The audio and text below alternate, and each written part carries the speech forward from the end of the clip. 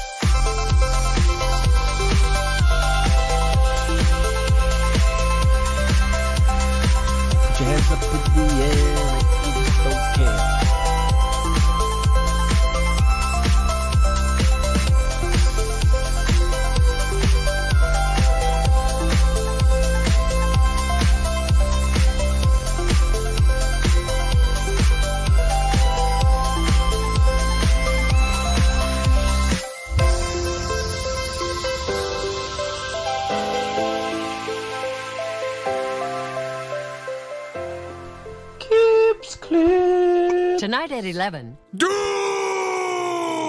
It's a plan! And I'm angry! I'm not a slave! I've broken the conditioning! It doesn't work on me! I'm primitive, I'm real, I know the enemy, and if we can have this spirit of normal humanity spread, it's over for the globalist! Break the conditioning now! Excuse me. This is not the Infowars Nightly News, where the answer to 1984 is not $19.95 plus shipping and handling, but the answer is to try and understand the double-barrel bullshit, the double-speak, and the Orwellian wonderland we now find ourselves in. So sit back and relax as I take you through a real alternative look at the news and so-called alternative media alike. Enjoy. Clips, clips. Alrighty, bitches. I need to stop that going on a loop. But in the evening, one and all, welcome to this week's not the Infowars Nightly News, the original, the OG baby alternative look at the so-called alternative media. Skeptical with the spectacles about the so-called skeptics and watching the so-called motherfucking Watchmen. Because I'm doing it for years, so why not? Why the fuck not? Anyway, welcome one and all. Remember, if you do appreciate not the Infowars Nightly News, make sure you thumbs it up, share it with your friends, your family, and your foes. Help the channel and the show grow.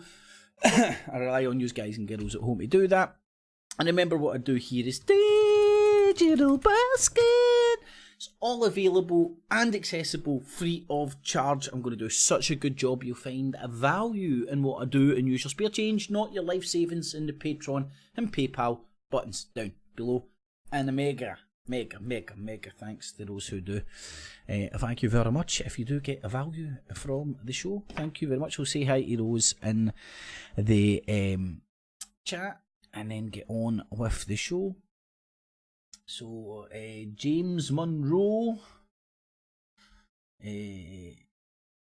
Miss Spice in the evening, Miss Spice, Blazing Stars, how you doing, my man? Who cares in the evening, Spectacles, Testicles, Wallet and Watch. Yeah, a poet, a retarded poet, and he didn't know it. Miss Spice, Richie Rowson, how you doing? The Magic Magnets in the evening. Who cares, Stewie? Stone Man, how you doing, Stone Man? And the Highlander in the evening, guys and girls. Thanks for joining. So a quick look at what's on tonight's show, and then we'll get on with the bullshit. So we'll clear up the murky troll swamp, you know what I mean? So, it's got to get done. Pull the plaster off quickly. It won't hurt too much. YouTube psychosis. Look at some, like, what I believe some people just falling off the cliff of sanity because of YouTube. Falling into some sort of a psychosis. And to them it's very real, you know what I mean? Like, everybody bouncing about thinking chemtrails is killing them, they believe that stuff. You can't really hold it against them. They've succumbed to a clever trick. I mean, but anyway, and there's lots of examples out there in the mad world of the boob tubes. Tommy loves a terror attack, you know, nothing quite like a wee terror attack to make Tommy's voice go up a few octaves. And for him to get on his, usually you would say high horse, but with Tommy it's a high donkey. Right? He just can't get on that high horse, you know what I mean? But they get him a large donkey. It's like donkey, but one hand bigger. Surely measure donkeys in hands. You measure horses in hands, do you know that? Anyway, that's enough about measuring horses in hands. The Irish Tommy Robinson. And I can't remember how this Gran Torino was introduced to me, but the first programme I seen was a few people from the Irish ultra-nationals movement And seeing Ireland to be fucking ultra nationalist and right wing, it's need to go out your way. And Jim Dawson was on it as well, and I was like, hold on. And it was very early days when I was dipping into who and what Jim Dawson was, and I'm like, Jim Dawson, Irish nationalists. I know the Sinn Féin and the Republicans aren't quite nationalistic enough for them.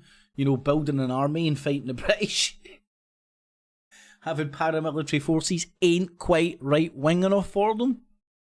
I know. But anyway, it's true. It's true. Trump declare peace in the Middle East, you know, he says it, and it shall be done. Shazam. Bojo's Brexit. And Joe Rogan farts and we all get covered in shit. Just want to point out how influential Joe Rogan is. I know he's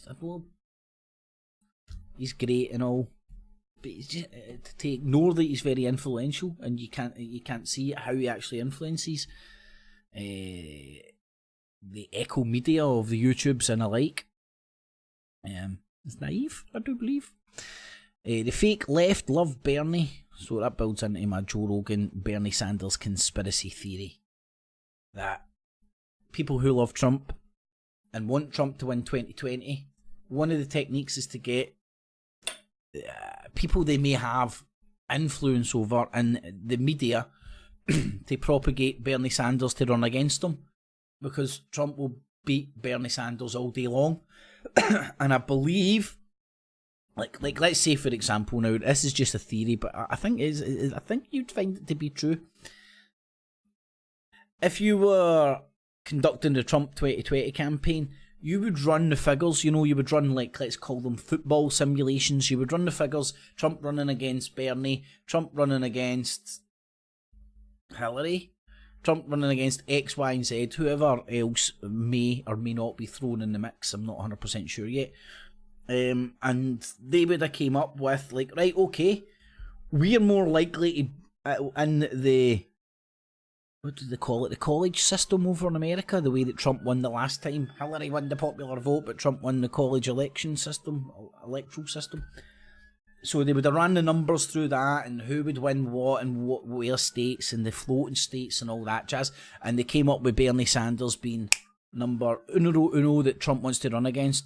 And if there's like weight in what I'm saying there, then it would make sense why all the fake left internet media was like, I'm a liberal, Joe Rogan, kind of like, or kind of pointing in the direction of Bernie Sanders and all that, you know. It would make sense from a political strategy to get Trump elected for 2020. That's what I'm saying. To me, it makes sense. And to think there aren't people strategizing how to get Trump elected in 2020 is daft. And maybe my leap to Joe Rogan's part of the Illuminati conspiracy to get Trump elected. It's maybe just my own personal conspiracy, but there's definitely people out there strategizing how to get Trump elected in 2020. And I think kind of pushing for the opposition's weakest opponent against Trump would make perfect sense. So we'll touch a wee bit on that. Taxi for Chunky Mark. Taxi for Chunky Mark. Just Chunky Mark. He's just interesting to watch right now that Corbyn's dead. Who's his next messiah going to be that will save us all from the right wing? China stinks. The economic virus.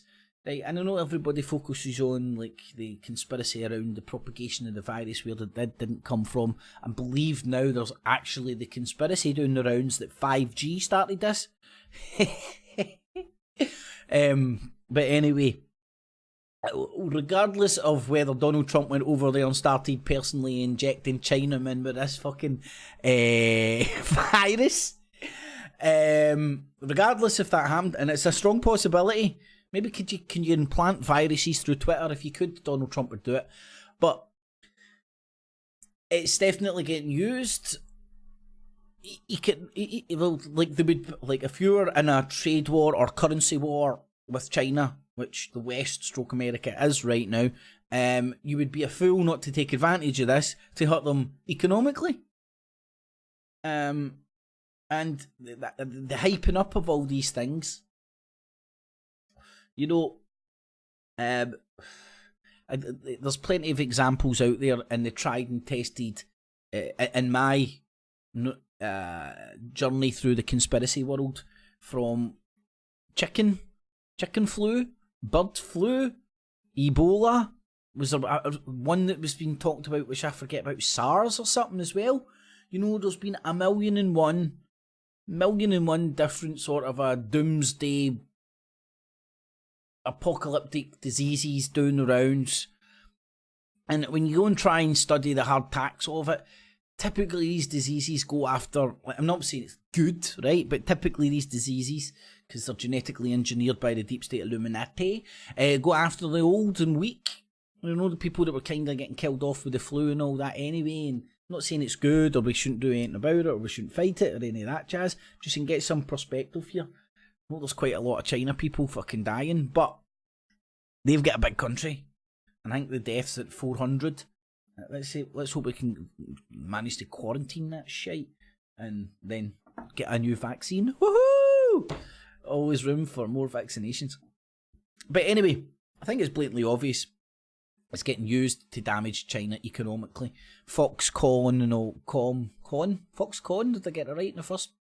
Where they buy the eye, build the eyes, Apple stuff. I do believe they might be getting shut down or something. I heard that in the wind, but don't quote me on that. A wee update for Mad Max. What's he talking about now? Oh, he's talking about the virus. Expert in flat earth, expert in 5G, expert in everything. Is there a conspiracy this man can't crack and tell us the meaning of life about? I don't think there isn't. And I want to hear the meaning of life around this virus. We all know that, like, I'm pretty sure he said, I guess why he's changing the subject quickly. I'm pretty sure we all know that the Australian fires were started by space-based weapons and all that Max confirmed with scientific analysis after he gets zapped in the head by the deep state Illuminati trying to attack him. Man, as crazy as that sounds, that's pretty close to fucking an accurate account of his journey. But I digress. So touch on that, and then I'm independent.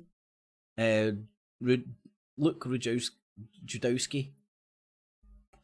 I think I've actually forgot his real name now. So that's what will be on the show tonight. So in the evening, there's a Vadum in as well in the evening, my man.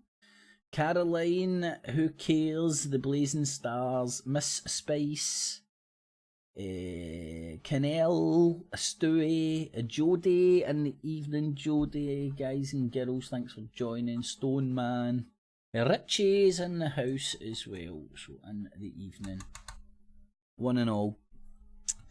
Right, let's get on with the good stuff.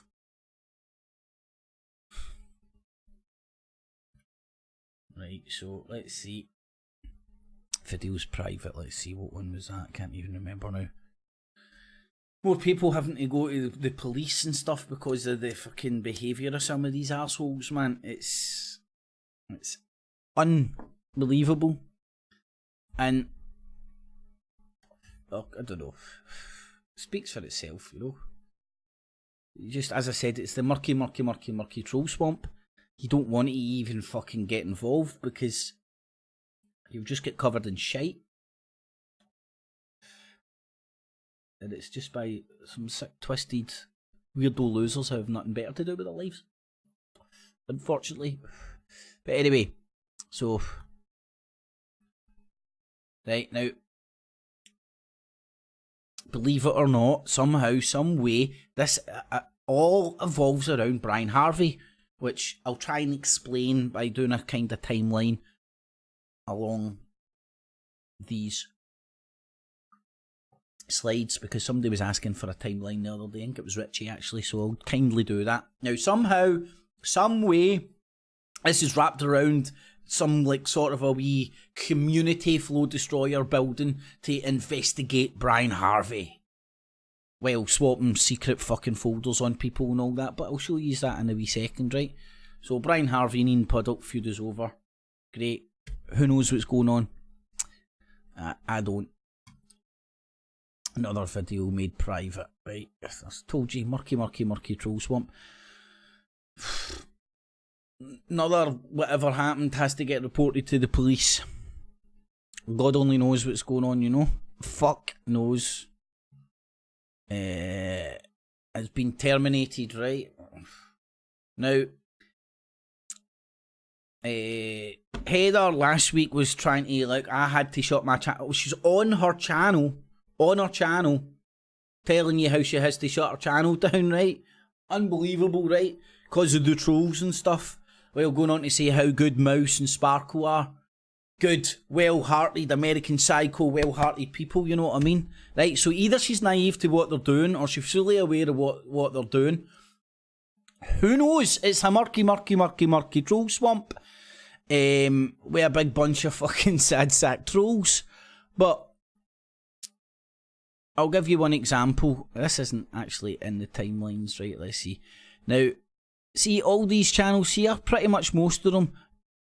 In fact, I could even show you. I'll probably fuck up my machine. Right, most of these channels have had to get shut down. Mackenzie's Devils are shut down, right, because of numerous copyright strikes that are rightly made on their channels. Because when they were...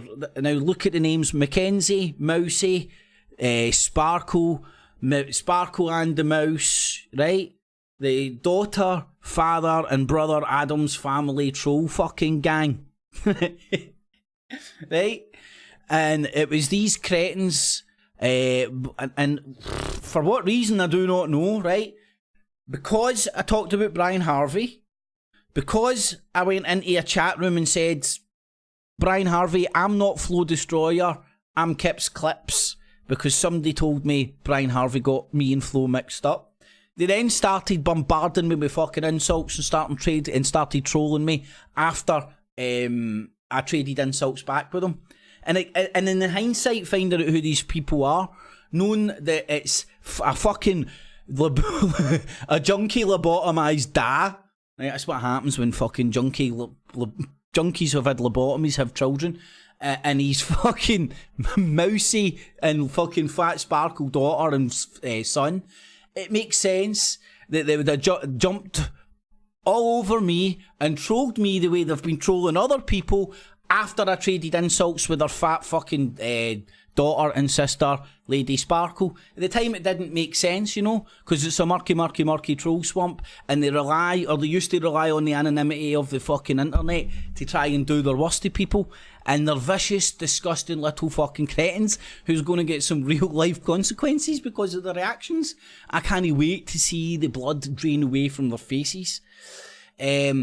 So these were just some of the channels that I had to shut down. Kips Clips' favourite mouse. What was... Grobnob the Troll. Grobnob the Troll was the guy who was left in charge of Flow Destroyer's hangout. What was it called? After Dark or some shit? Grobnob's a good guy. A really good guy. And then as it transpires, Grobnob the Troll, funnily enough, is a notorious fucking troll. Who'd have funked it? A fucking fat loser for England that goes around calling himself Grobnob the Troll is a notorious troll. And then a guy called Flow Destroyer, whose name is all about going around and destroying people's flows, is fucking wrapped up with this troll network as well. And let's get on to what fucking, some clarity about what fucking Flow hasn't done, some of his messages, and how they groomed me way back, but how I perceive that this fucking troll groomed me. Thanks for your donation again, Flow. So, and these were just some of the people dragged in, involved in this network. Some of the channels had to get shut down. The list goes on and on and on and on and on. And this was when I actually gave a shit of trying to shut them down, you know? Doing what you're meant to be doing and fucking get... and this was during the point when Flow Destroyer's second-hand man second hand in command of his fucking hangouts and his podcasts and all that shit, or whatever you want to call them. Grobnob. That's when he was in the chat rooms. That's when he's in the comments saying, for every channel they shut down, we'll just create 3 more, you know? And then sitting around trying to paint themselves as the victims and like, well, look at Helen Baby. It wouldn't surprise me if they fucking bullshitted Helen Baby a bunch of shite just to wind her up, fucking 10 barrel loads of shite.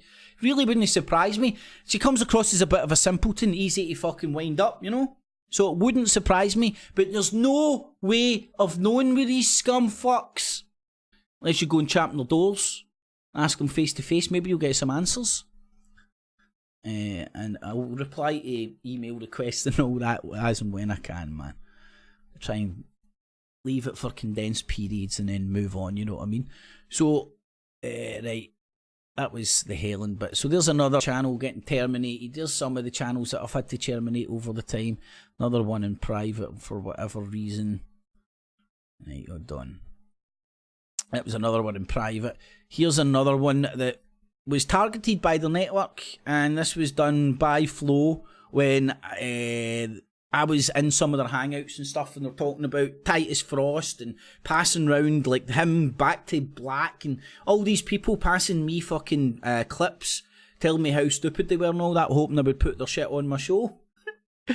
And I don't know, did you clarify that, Flo? Did you clarify the fact that you keep secret fucking folders on people, you creepy bastard? Not all is at all times, all fucking kinds are fucking creepy and wrong.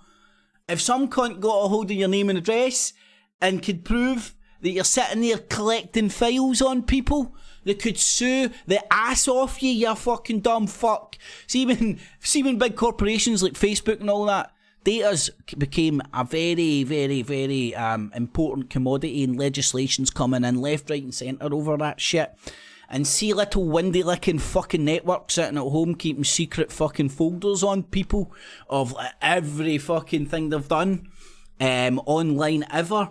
It's no doubt it'll be caught up in the legislation and stuff, whether it be private or whether it be civil or criminal or whatever.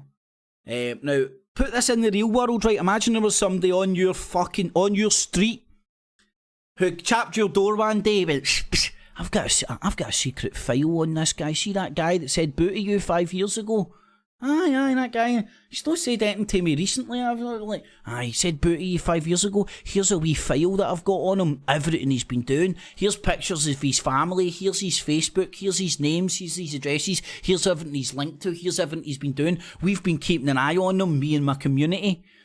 Right? Imagine somebody done that in real life, right? You would fucking batter through the door, then fucking ask them if they're keeping any files on you and your fucking family, and lucky if you didn't kick 10 bells of fucking shit out of them. Creepy bastards. Stasi fucking cunts. I'll show you Flo doing that in a wee second. So here's Titus Frost, who was what was it, Obi-Wan Kenobi or something, and Flow Destroyer tried to direct me in this guy's direction. I think he believes in God, and he thinks the Illuminati's a satanic fucking conspiracy. That's his crime. I think he might even sell t-shirts or fucking ask for donations to fight the Illuminati as well. That's his crime, and that's why he was targeted by these people, right? And again, and Flo was at the fucking heart of that. Flo's been at the heart of a lot of it, sitting around joking and laughing when they've been doing their sick little games, laughing and loving what Mackenzie's Devils and all that's doing. And now he's trying to distance himself from all this shit. I think because the fucking fans hitting the shit's hitting the fan, social services are now getting off their finger investigating this thoroughly, and people are getting fingered about fucking time. So anyway, let's get on with the shit show. Get it over and done with. Right, so, and again, for clarity, I haven't watched or listened to this. I know somebody that did and told me what was on it. I ain't get 3 fucking hours to listen.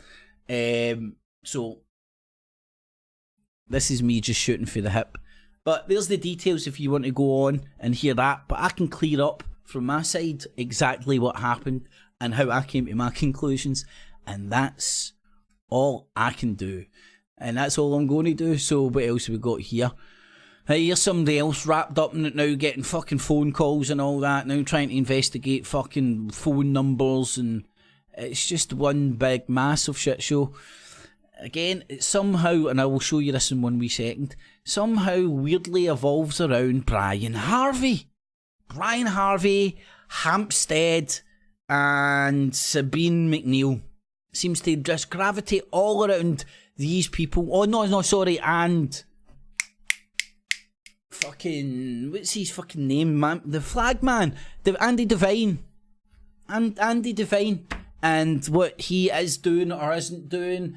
And fucking brain damage. Right, so here's Brian Harvey TV back. So I wonder if they'll be turning up and like trying to like bully and harass Brian Harvey to do what they want. Maybe stick him into the DWP with fucking some shite again, you fucking cretins. And again, imagine you knew the name and address of the people that have been fucking making false accusations to people at the DWP. You know what I mean? Imagine that. Imagine you lived in a scheme and the people got found out. What would happen in the real world? Right, what's going on here anyway? Oh, this was the latest update. Somehow, some way, fucking Fanny Jones out there trying to get somebody to listen to him again. The hoax police. Start with your name, you dumb fuck. Right, now one thing just to finish this shit off. And I'll go over a kind of timeline with it as well to the best of my abilities. But let me go over. I'm trying to do this like a ninja. Trying to do it like a mother fucking ninja. Right, now, Mike Dice, aka Flow Destroyer, how's this for clarity? Don't know if you want to clarify or not clarify. This is when you contacted me. Up until this point, I didn't know Sparkle, Plisco, Grobnob, Helen, fucking Flo, fucking not one fucking member of their creepy little fucking crew did I know, as far as I'm aware, fucking ever converse with, interact with, see down my channel. Not at all. Not until after this date. Now, what's this date here? Fuck, so that's like what, August 2018. Let's see how long it took after Flow Destroyer telling me how great I was. How long did it take Flow Destroyer to try and destroy my flow? With his I'm not a troll mate, second in command, Grobnob, the fucking troll. With, right now, so this is first contact with this wee prick. Come in our hangouts. Love your stuff, Kip. Thanks for the ad, man. Malcolm Conrad Ogilvie. This was the start of the creepy little man's fucking Stasi-like fucking activity. How did I get that shit up? Was it, have they shut it down now? Because I've, as he took it, this was working not too long ago. Let me just double check this. It will be interesting. Google Drive. Malcolm. Oh yeah, he took that down in the last few months. Right? Well, at least he's taken down his Stasi little fucking, some of his Stasi little files. Right? Let me, hold on, get this fucking shit up again. Sorry, this is all arse failable doing this, but I'm obviously trying to do it a certain way for certain reasons. So, if you notice, I haven't said a word. What did I say? Cheers, buddy. Why am I not so, not one word to him. Not one word to him. Hi, matey, enjoy your content. Small group investigating Brian Harvey stuff. Right, so a small group. So he's not part of a group, but there's a small group all in and around Brian Harvey. And then, as I found out, all intimately linked in and around Karen Irvine and Hoaxstead. Everything around that and Brian Harvey for some weird reason. That's where you get Lady Sparkle. That's where you get Helen. That's where you get them all continuously turning up fucking just being weirdos. Doesn't make that. It's hard to even figure out what their fucking agenda is unless they're going round there as uber trolls trying to shut down people. Flow Destroyer. A beautiful name. So flowery. So he's not going around trying to destroy people's flows. Or should I say Mike Dice. But anyway. So not one word have I said to him. And then he's sharing me Google Drive folders. That this is what they do. They whether it's still up there or not, who knows? But they've got Google Drive folders on me, which they share amongst themselves. This is their wee Stasi network. This is how they operate. So here's, in case I need it. For what, mate? Cheers, buddy. Why am I not surprised there is a database like this? He's on my radar. He has been for a year or so. So he's not out there trolling people. He's not a troll, but this guy's been on his radar for a year now. He's kept a secret file on him for a full year. Right? So how long was he grooming me? I'm showing you the clarity of how I've came to my conclusions. Think he stays away from me now. Nowadays, buddy. I don't know if you can see that, right? Thanks, man. He was in my comments slagging you off with a hamster fucking thing. Thank you. He just came in. I've not said 2 words. He's given me secret folders on this guy and telling me this guy is now talking about me. But he's not in here and when I've not got the ability to do it tonight, but maybe next week. Tune in next week for the next instalment when I'll go through the list, the tons and tons and tons of Skype messages I've got for this twat. Look at this guy, go here, we're looking at him. And this is how I know they're all on a wee network, because as I seen Mike Dice, Flow Destroyer, directing me in the direction of these people. Frickin' Freddy was covering them. OG1 Kenobi was covering them. Fucking Sparkle was in the comment. They were all working on the same victims in their wee network. You know, the community that they aren't building, that they're building. Small community that isn't there. Small network that isn't there, but they're building to investigate the Brian Harvey stuff. What the fuck are you investigating Brian Harvey for? Fucking freaks. And that's the weird thing. They'll do it. That's the way they operate. And now he's trying to distance himself. I'm going fishing. I'm just a normal little chooker bastard. I done nothing wrong. Aye, fucking captain. Creepy bastard. Right? Now, in your comments slagging me off. That's right. I spoke about it. Oh, not even my pick. Aye, because I've on X-Hamster profile. Look me up, ladies. He and his friends, Cat Scott. Oh, thank you. So should I go after Cat Scott and all that now? Now, at this point, none of these people were even in my life. Just remember that. I was just doing my fucking show, doing my clips, the way I've been doing them for years.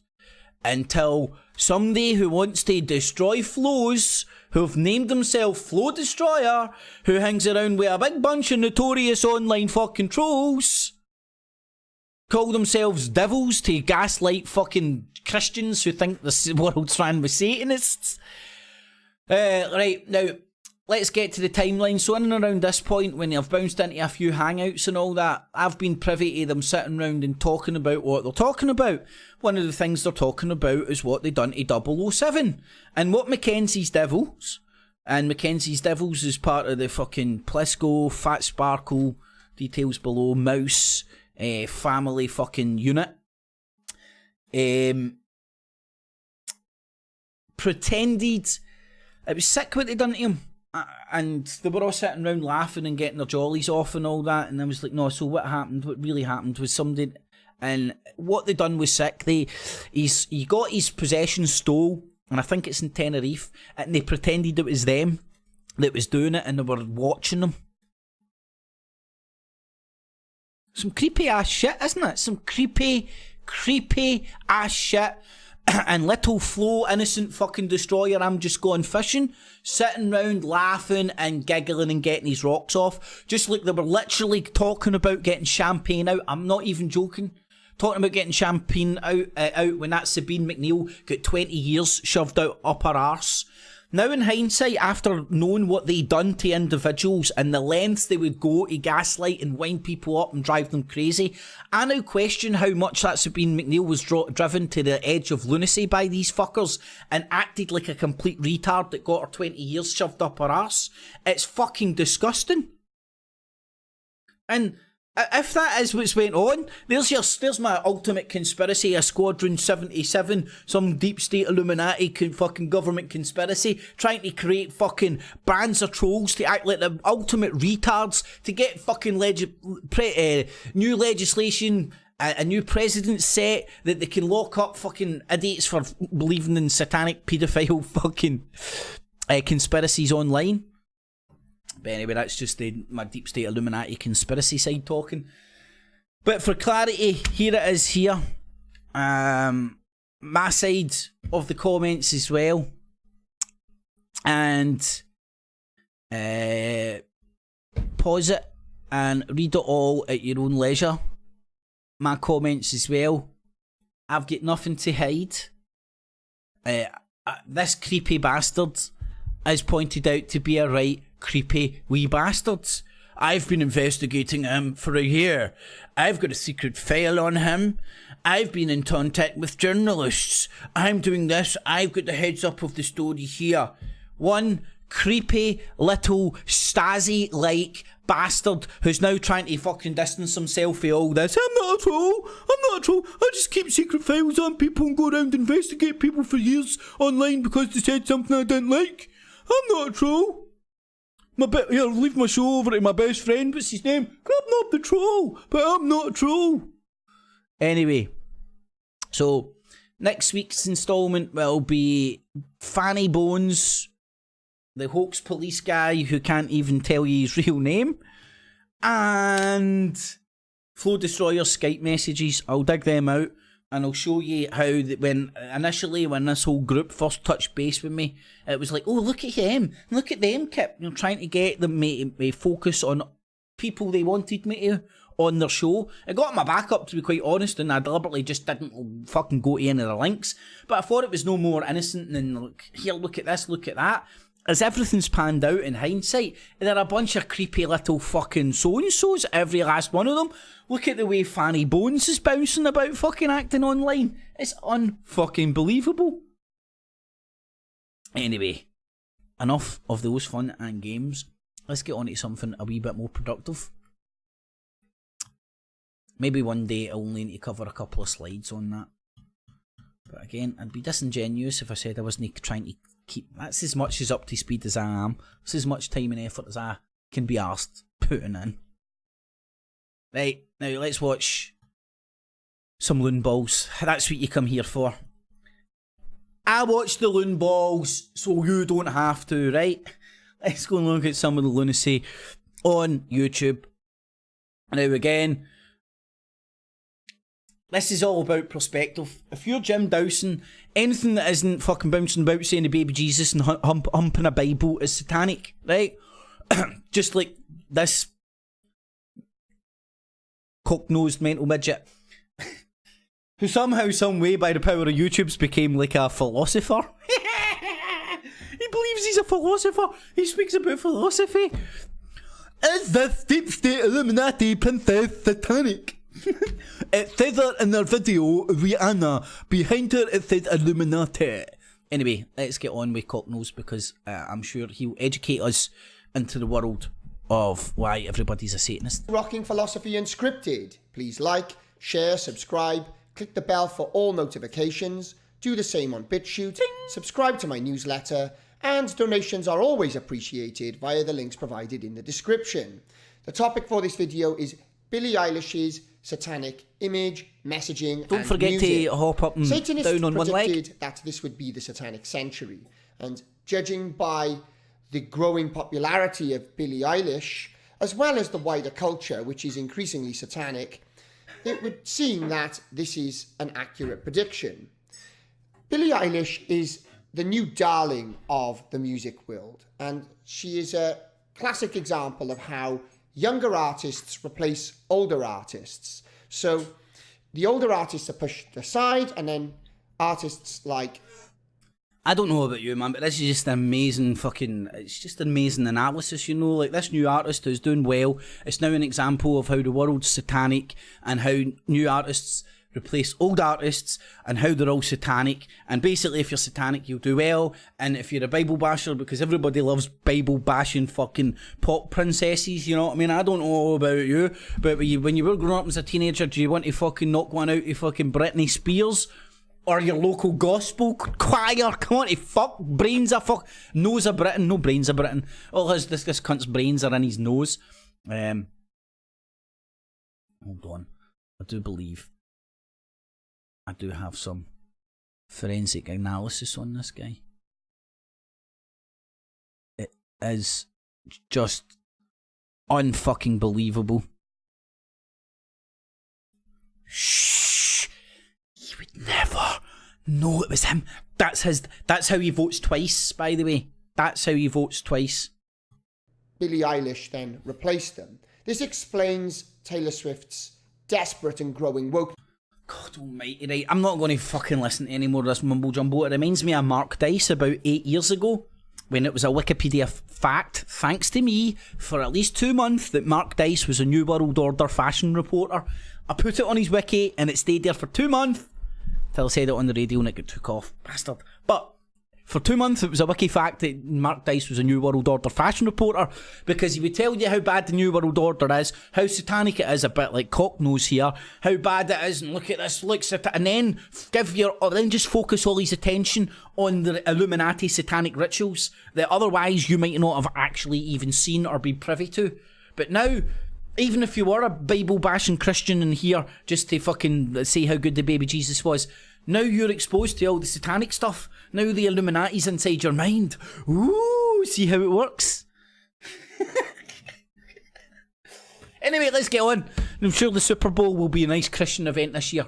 To remain relevant as well. I think she's coming to kind of the end of her... She's coming to the end of her peak now. She's going to go downhill from here. People were telling me about Billie Eilish. Are you trying to say that when women pop stars get a bit older and a wee bit uglier, less people watch them? That's disgusting. Some months ago, but I've only just started looking into it, and it's shocking what I found. She recently won a Grammy after releasing only one album that hasn't even been released for more than a year. Her popularity just clearly demonstrates. Now, I also like to point out this is Rocking Philosophically Unscripted, when he's clearly reading all this information for a fucking screen. Hi, my name's Alex Jones, teleprompter free. Hold on, what you saying in my ear? Tell them it's teleprompter free. Yeah, the guy in my ear tells me to tell you this teleprompter free. Teleprompter free, baby. Now where's my Illuminati story here in my desk with this bit of paper? Alex, do you know that a teleprompter's just basically like a screen with like words on it? Yeah, man. So what's the difference between all that paper you've got in front of you and a teleprompter? Teleprompter's just to make it look a bit more professional when you're reading it, you're still looking at the cam and all that, you know? Well, I'm teleprompter free, that's why I got all the shit here, man. Just like this is unscripted, even though the guy's reading all the details from script. That Satanism has gone mainstream, or is going mainstream at the very least. I mentioned in a previous video about occult symbolism in popular music that satanic references were originally restricted to rock, metal, and alternative genres, which was often tongue-in-cheek, like AC/DC. But now... Who he likes. You know, they aren't Deep State Illuminati, but... With Billie Eilish, we can see this is all becoming mainstream now. It's all becoming normal and very kind of trendy. The video... You couldn't look at it from another angle and kind of figure out what's going on. No. Anything that isn't the baby Jesus is satanic, and they're clearly doing things that I don't understand, and I can't say Jesus on a cross, so it's satanic. Let's make hunters a publicity for them. Question, by the way, the video I just mentioned is called Sinister Symbolism in Popular Music, which you can find in the link section for this video. Just a little bit about Billie Eilish's background before I go into the symbolism and the themes of Billie Eilish's music. She was born in 2001, so she's now 18. She's had a... I'd never heard of this woman before in my puff. And now I know, like, her age, where she was born, her themes, thanks to a guy who's bouncing around calling her satanic. I don't know if that guy is aware of, like, the irony of what he's doing, what he's actually doing, how he's publicising her stuff, popularising her stuff. You know, how many people now are going to, like myself, done earlier on, I went and copied and pasted that name, stuck it into the Googles, looked at pictures, and looked at some of her videos, just to see who it was, because I'd never heard the name before in my life. But thanks to this genius, who is just exposing the deep state Illuminati. So again, like, I think that's YouTube. He believes that stuff, right? Maybe it's real. Maybe it's real. Maybe it's not people just throwing out symbols that born again Christians or whatever can't understand, and people who haven't got the open-mindedness enough to understand that a symbol which might not be Christian, might not be classified as satanic. You know, it's just the craziest, most closed-minded way of interpreting that shit, you know? Anyway, and it winds people up to high heaven and creates one big hoo-ha, and it works. Now, you can't have a pop star dying nowadays without it being a deep state Illuminati 666 fucking sacrifice, can you? Oh, this guy's funny to listen to, though. This guy's just lunacy. What is it with Australians? Oh, I figured it out. I've got the conspiracy. Him and Jungle Surfer are results of the nuclear testing. I think it was the Brits and the French. No, French done it. And anyway, I don't know. Oh, the Oxford Newcastle game's on TV. Anyway, but I'm sure the British done some crazy chemical experiments down there, and I'm pretty sure these guys are the result of them. Oh, and Max Egan as well. I've just made a couple of videos of the supposed husband of the woman who died in the Kobe Bryant helicopter crash. Now, as weird as it sounds, there are people out there who actually are aware that, see, some celebrities and people in the public eye, they are actually people too. And especially the people that are in their lives, they can even be some down-to-earth, normal fucking folk. And see, when they die and all that, imagine you bounced online and people were, your missus, just your mum, your dad, your daughter, had just died. Somehow, some way, some crackpot in Australia, through the power of YouTube investigating powers, declares that it's an Illuminati sacrifice, man.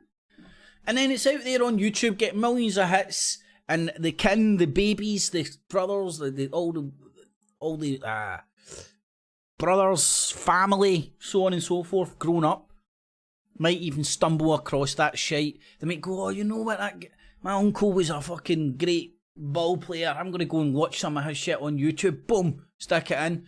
Next thing they know, one of his fucking relatives is down a Illuminati rabbit hole, believing that his auntie killed him as some sort of sacrifice. I mean, these are within the realms of possibilities nowadays, thanks to the YouTube psychosis. Oh, YouTube just pick and choose when they want to block. No, they don't. Right, hold on. I need to clarify this quite categorically for you, Phil. So just let me get up a wee gem here. I found this quite easy earlier on, and here it is, beautiful. Right, got that lined up. Now, I'll just break this down. Now, I don't believe this guy's lying or a liar or he's trying to deceive people. I believe he wholeheartedly believes the narrative that he's putting out here. Like, I in my arrogance, believe I know better. And I'll show you the evidence why I do know better, right? Yes, people. You know, yo, man. YouTube just pick and choose when they want to block your stuff. No, they don't. I've just tried uploading a video in regards to Terry Christian and his Oh, Terry Christian. He's a 33-degree fucking high sparkle in the fucking deep state Illuminati. And that's why YouTube have... What, Red Pill Phil? Hey, Cherry Christian. Hey, YouTube hotline here. Well, Red Pill Phil, he's doing an upload right now. It's got your name in it. Aye. Yeah, mucker, yeah. Can't he do the Manc accent? Yeah. No, that sounds Australian. But anyway, Terry Christian's accent. Aye, man. Sounds like... Well, calm down, man. Calm down, man. Just block it, like. Just block it. Nah, it's no chip. Anyway, Terry Christian and his accent. Just like that. On a hot YouTube hotline. Just block that. Just block that Deep State Illuminati. Say the secret Deep State Illuminati code. And YouTube just go... and block it. That's exactly what's happening, Phil. I'm with you. Christian way of coming across through the proletariat. And they've blocked it. They've blocked it because the complainant is ITV. No, they blocked it because ITV hold the copyright of the material you're putting out. Now, surely to God you're in the game long enough now, mate, to actually understand how all this... And it's ever evolving, right? So, let's be fair. It is ever evolving. It's always changing. But if you're putting up content regularly like he is, he should be up to speed with that shit.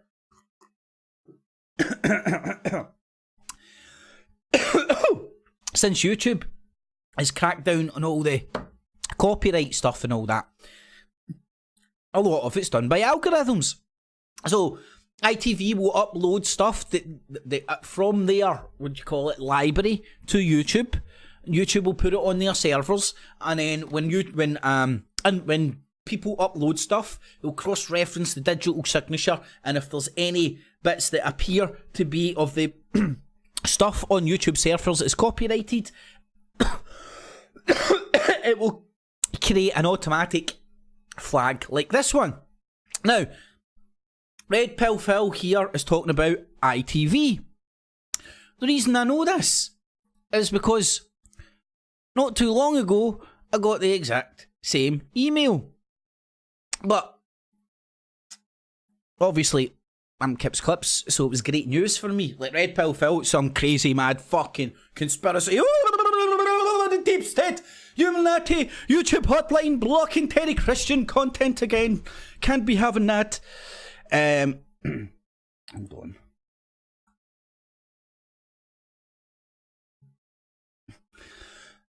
But no, it's an algorithm picking up you using any ballhead of their content, and then it's up to you to explain and appeal it and understand fair use and copyright law and stuff. So if you've used a small snippet with commentary and you're doing, and it's clearly your own clip and you're clearly not trying to claim the copyright on it and all that, all the stuff you need to know to, without the panic of putting your channel at risk, fight fake copyright strikes or just understand copyright on YouTube and be able to explain it like I did myself. And so that was great news. And it was the ITV PLC. It was the exact same people. I can't remember the clip, to be quite honest. Oh, I think I do remember the clip. I'm pretty sure it was Phil Mitchell. No, Phil Mitchell. Grant Mitchell in Tommy Robinson's prison. Belmarsh. Pretty sure it was that. Which was obviously copyrighted, and if I was ripping that off and trying to pass it off as my own content, and I wasn't part of like a 3-hour show and the whole barrage of stuff that you need to know to even like put these people off, like bullying you out of using small snippets of their clips. So that's just my input, Red Pill Phil, of how I fought the law and I won. But it's a Deep State Illuminati conspiracy. The very complainant that 2 uploads ago didn't have a problem with me using a Piers Morgan interview again. The same again, the only complainant that seems to pop up to block my videos is ITV, but even then when they do that, they tend to pick and choose rather than you cannot use any of it. It's the algos, mate. The algorithms. They might not have their full back catalogue uploaded onto the YouTube servers right now, which means stuff won't automatically flag. That's why sometimes, retrospectively, you'll get copyright claims on stuff in your channel for years ago, because somebody new's uploaded library of copyright material to YouTube servers, which they then cross-reference against people claiming it as their own. It's not rocket science. I'm not a fucking computer whiz. I can hardly even spell algorithm, never mind fully understand it, but I get what's going on here. So it's very strange. So I've spent most of the day doing a video. It's 20 minutes long. I'm now at this moment uploading it to my computer desktop, which now I will have to re-upload to BitChute. So it's pretty fucked up the way it is. But what I'm saying is, guys, if you want to watch this video... See how much work you make for yourself if you just don't understand, like, right, appeal the copyright and get it put back up. Please look in the description below. Okay? So let's see this video. I'm quite happy to play, knowing that I won't get copyrighted for it. Hold on, that is it. The link to the video. That's not the video there. That's just, alright. Christian, my arse, Terry. Oh, he's been talking badly about the Christians. Everybody. Hope the start of your week is positive. God, man, honestly, this guy is in some sort of a cult. I'll get to that in a wee second. Right, so where's the clip? Negotiation. How do you think they felt? By the EU. Right, so he's cut up a couple of bits of snippets.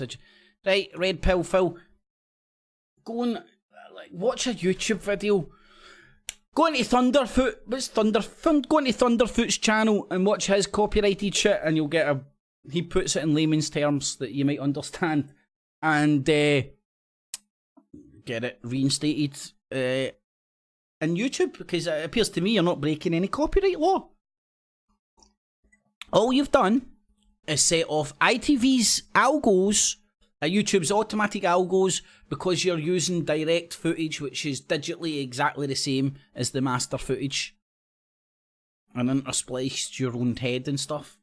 But doing that makes it your content, mate. Makes it part of fair use, which YouTube, being a predominantly American organisation, uphold the principles in and around that. And most other people do as well, even here in the UK, because when when the copyright law gets took into court, the principles in and around fair use that have been argued in the past, and there's been precedents set on. You know, it isn't guesswork. I mean, and that's what happens when you get your head out the deep state Illuminati conspiracy. You can actually figure out what's going on, rather than be paralysed by fear and just, YouTube's pushing a button and blocking my stuff. Terry Christian must be stopping me getting this information out. Oh, anyway. So, YouTube's at it again. Right, here, folks, imagine your fucking teenagers or whatever were listening to this freak. Gonna look at this and go, no. I mean, my mama told me to go to college. She really did, and all my friends are going to college, and you know, going to college is what you need to do because that's what society tells. Why do I need an education, man? When I got Bitcoin. Tells me, and all the institutions promote college and debt. That's what college is, debt. So this is my advice, personal. Look. Go to college, don't go to college, but listen to your fucking charlatans like this on YouTube who just want to sell you Bitcoin. Probably isn't where you're going to get your best objective advice from. Just saying. Oh, here we go. I thought this sort of a stuff died out years ago, but apparently not. We're told there was a horrendous, tragic car accident where a drunk driver 3 times over the limit, 20... Right, so now the deep state Illuminati are just making up car crashes and random deaths.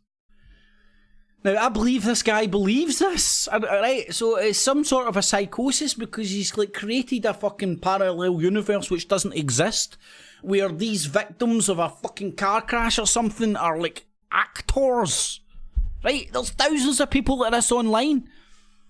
Right, it's some sort of a mass psychosis, and just by David Icke. Remember he was telling you about that? 9-year-old drove on the wrong side of the road and veered onto a pavement where there just happened to be 7 children on bikes going to a shop to buy ice creams at 8 p.m. at night. People are going to say I'm insensitive, heartless. No. It's crazy, mate. Because he believes in doing this, he's doing good. This is what's wrong about cult-like righteous thinking. Right? You get Machiavellian, you believe that the ends justifies the means, you know? Somehow, some way, you believe this person's like the devil incarnate. So then you can justify doing anything to them to bring down the devil. Even though that person, maybe the devil doesn't even exist. Maybe the person isn't the devil. Maybe some Fruit Loops got in your fucking head and tried to fucking paint people out to be things that they're not. Who knows? But this, I just love this. This is just independent journalism at its best. But as an independent investigative journalist, no, mate, you're not. You're addicted to YouTube and conspiracies. You're not anywhere near resembling a journalist. Like, a journalist wouldn't do anything anywhere near this shite. And you're not investigating anything by the power of fucking random numbers and YouTube and fucking and news clips. I'm sorry. I'm here to look at what we're shown by the lamestream media and just to point out anything that I find strange, any anomalies. I'll let you decide whether you think this is a staged event or not. So before I go into this interview here by the father, it looks like he's had a good night's sleep. This is the next morning. This is the Sunday morning, and I'll get onto that after I... Oh, yeah, you can tell by the lack of the bags underneath this guy's eyes that he's an actor and his children really haven't died. Actually point out a few things and how this event... I love this guy's investigative powers. ...actually took place. I just want to start off with the Australian article 2 days later. So he's using the press which lies to you. He used things the press says that he says is lies to prove to you that this didn't happen. This is as bizarre as like this is the deep psychosis that the YouTube investigative journalist field of people are in. Sydney family numb with grief as 4 kids lost in Oakland's crash. You'd think this would be the mother here, hysterical, no, but it's just emotionless mother here. All right, so this guy's an expert on grieving. Even though all the grieving individuals he's ever witnessed in his YouTube investigative journalism role have all been actors, he's an expert on how real people act on tragedies. Fucking... Supposedly praying. This is the next morning, mind you. I find that very, very strange. Right, that's enough. It's like, the guy believes that. That's psychosis.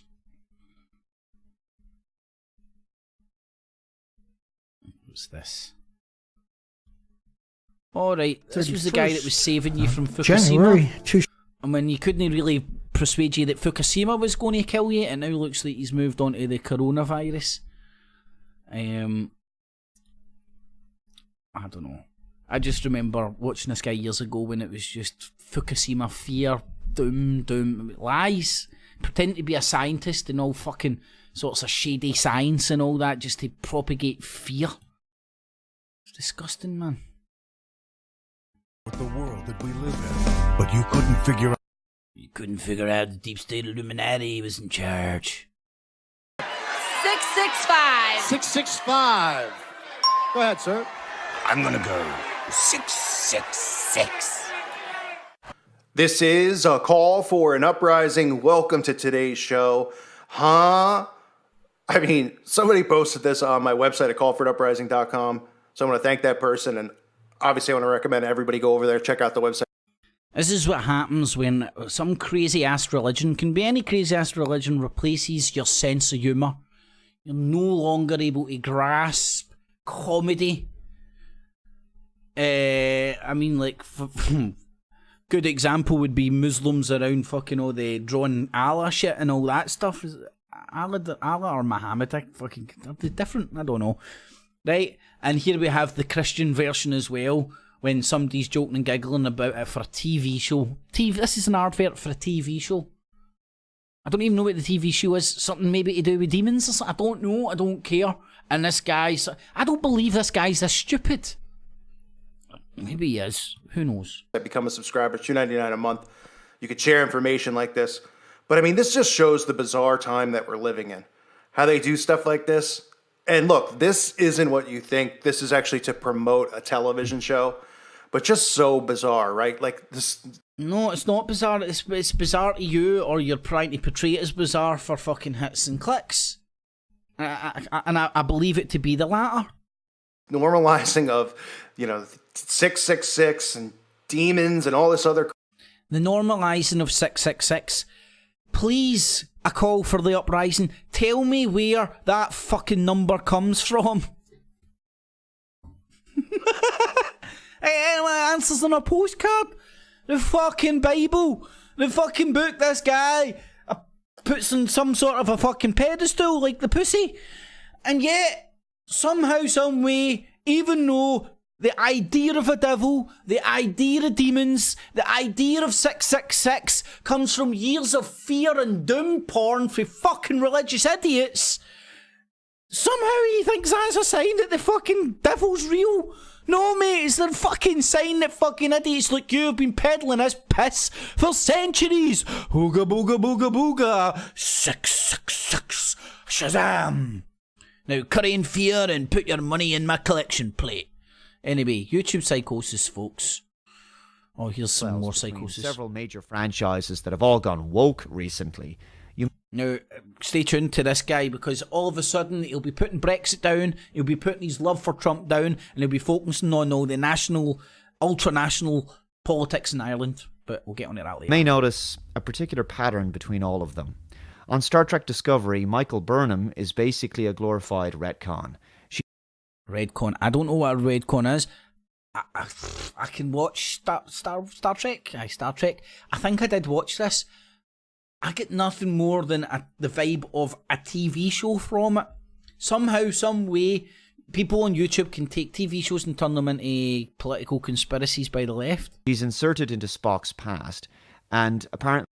So it wasn't... Right, so let me see. This is some sort of a political conspiracy, and not just producers of a TV show who want it to be commercially fucking successful, trying to bleed off previously very successful characters and link them in with new characters, so people that like the old character now likes the new character and gets some sort of a familiarity with the new show, so that they love the new show as much as the old show, and so they watch the new show, and so the new show gets lots of ad revenue, and the people who created it are like, yay, we're rich. Nothing to do with trying to motherfuckers trying to make themselves rich. No, it's a left-wing conspiracy that they made a character, a black woman, and just insult to injury, they made her linked to Spock. Now, as bizarre as this fucking sounds, I need to tell people this, and don't put your children out the room. Star Wars ain't... Star Trek ain't real. The Matrix isn't real. And when people start talking about conspiracies and TV shows, universes, as if they're reality... As if there has been a genuine person called Neo and some fucking guy taking a red and a blue pill. And as if, like, the Star Trek universe is real. And, like, it's a story made up out of people's imaginations. And it can be fucking changed. Oh, man, I don't know. Maybe I just went too far the other way, but I just don't see a conspiracy in TV shows anymore. At least she helped influence him at a young age and made him the great Spock that we all knew and loved in his later life. Spock... We all knew and loved Spock, but we hate this black woman, okay? Because she's woke. Why is she woke? Because she looks a bit dykey? I don't know.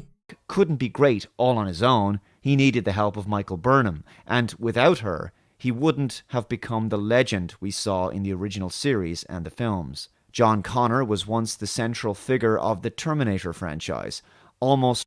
Now again, Spock, a fictional character. ...like a prophesized messiah. John Connor, not real. Psst, not real. A future liberator of the human race from the oppression of the Skynet machines. But in Terminator Dark Fate, the most recent Terminator film, young John is brutally killed.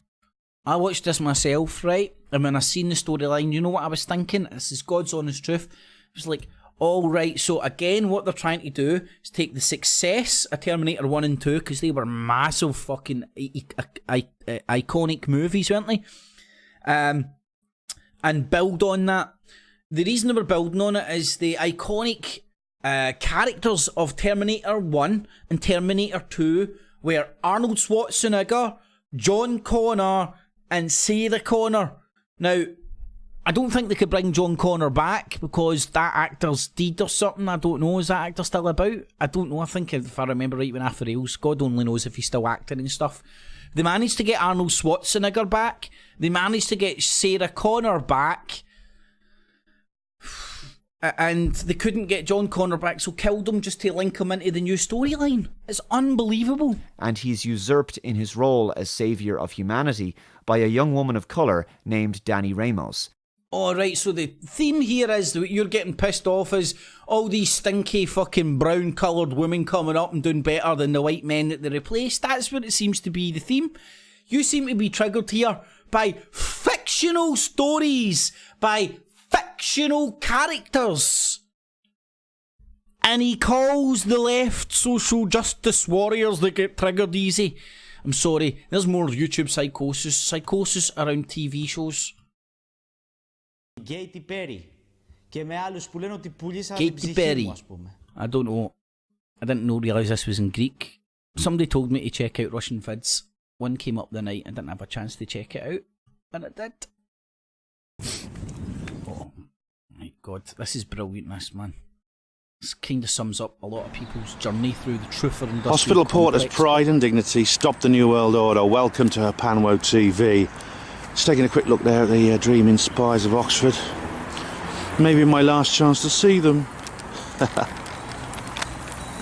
Yeah.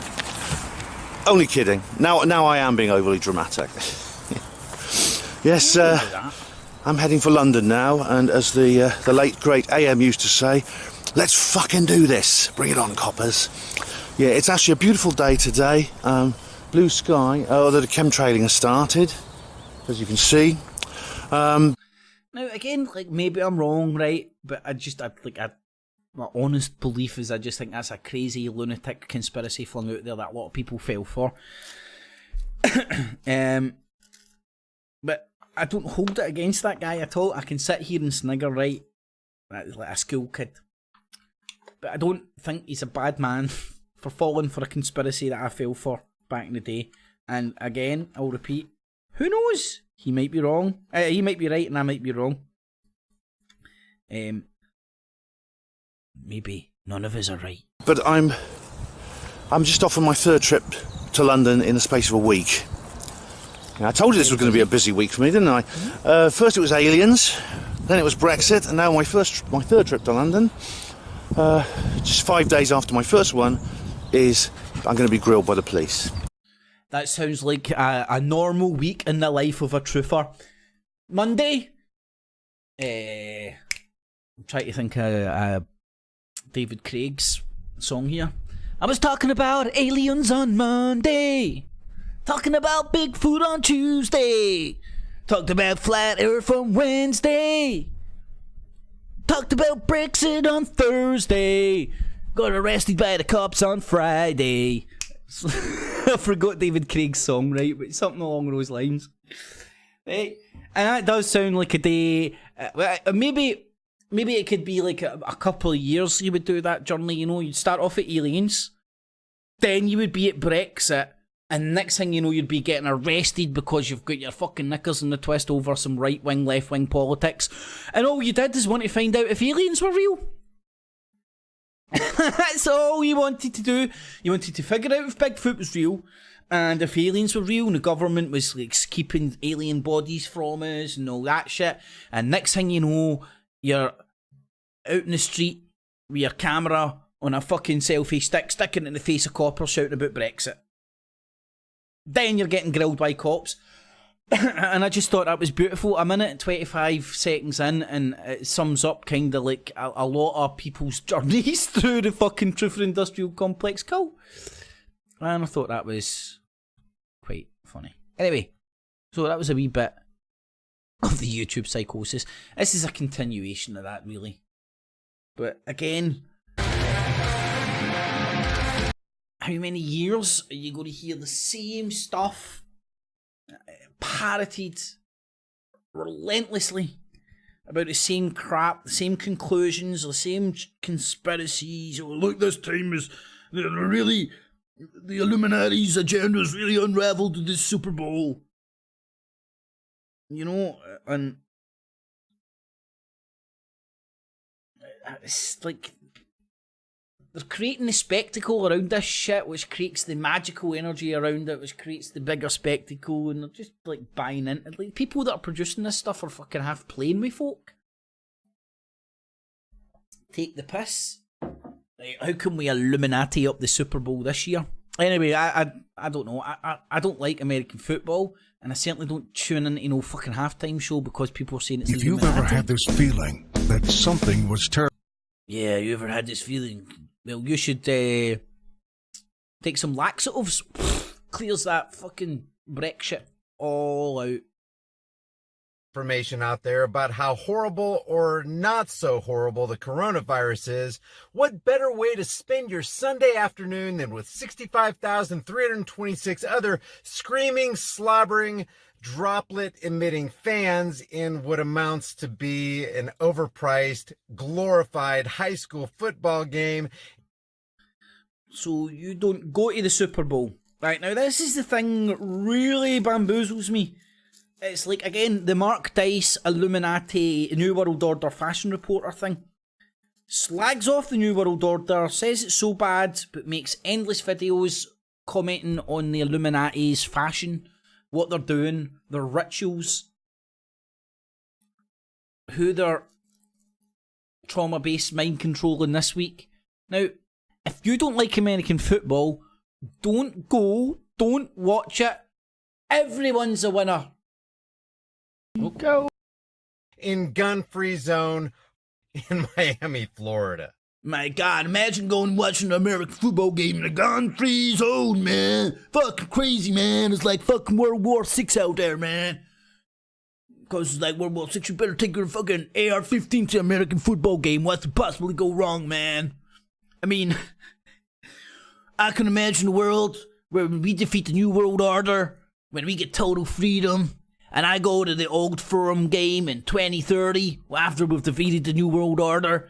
There's no gun control. I can just imagine going to Rangers versus Celtic. Fully fucking locked and loaded, bitches. Yeah! What could possibly go wrong? Hoorah! Let's get fucking all the hooligans and stuff in one place, man. Jumped up in marching powder, smashed out our tits and alcohol, and let's get our AR-15s, because we fought the New World Order and won the right to carry fucking guns everywhere, bitches, and take it down to Rangers versus Celtic.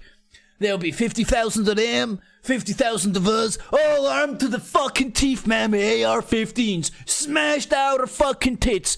What could possibly go wrong, man? It's the anti-New World Order utopian paradise, man. One day, I hope we get there. You know, that's my ruby red slipper moment, man. I can just imagine 2030, the New Year Old Firm, fully locked in 50,000 AR-15 wielding Rangers fans, 50,000 AR-15 wielding Celtic fans, demonstrating their freedoms. Really demonstrating their freedom of speech. We've won their freedom of speech. So all the paramilitaries will be there, poking every cunt with a fucking stick, armed to the fucking teeth. In fact, because we beat the New World Order, we'll have tanks. We'll have armoured vehicles, just like Alex Jones had the other day when he was doing some leaflet drop or something. I don't know what he was doing. Delivering some post, I think. And he turned up in an armed vehicle. That's what we all need to do, man. Okay, so that's my utopia. If we all nail down, bunker in with Netflix flicks. What's this guy? High impact vlogs. I mean, because they're high impact. But if we really make a high impact between now and 2030, clips, utopia, anti-New World Order, utopian, Old Firm, New Year Old Firm spectacular could happen. And if the New World Order hadn't brought around Armageddon before 2030 and defeated our fight against the New World Order, then it'll be certainly fucking Armageddon when we get our anti-New World Order utopia. 50,000 Rangers fans Guns, bombs, bullets, tanks, armoured vehicles, all turning up at Hampden Park for a league deciding... No, it's not a league deciding showdown. It's just a new year. And Scottish people don't even need an excuse to get smashed out your tits extra New Year. But an old firm with our AR-15s, guns, bombs, and bullet freedoms, people. It's a utopia I want. I don't know about you, man. I'd be fucking... That is Mad Max. I want that. That'd be pretty cool. Imagine I could live stream that shit.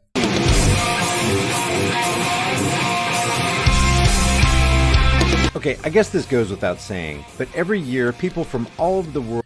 Oh god, right, so he doesn't like the Super Bowl, so he's going to tell you how much he doesn't like it. Anyway, I'm fighting for man 2030 New World Order Utopian Dream. Rangers versus Celtic, fucking spectacular showdown.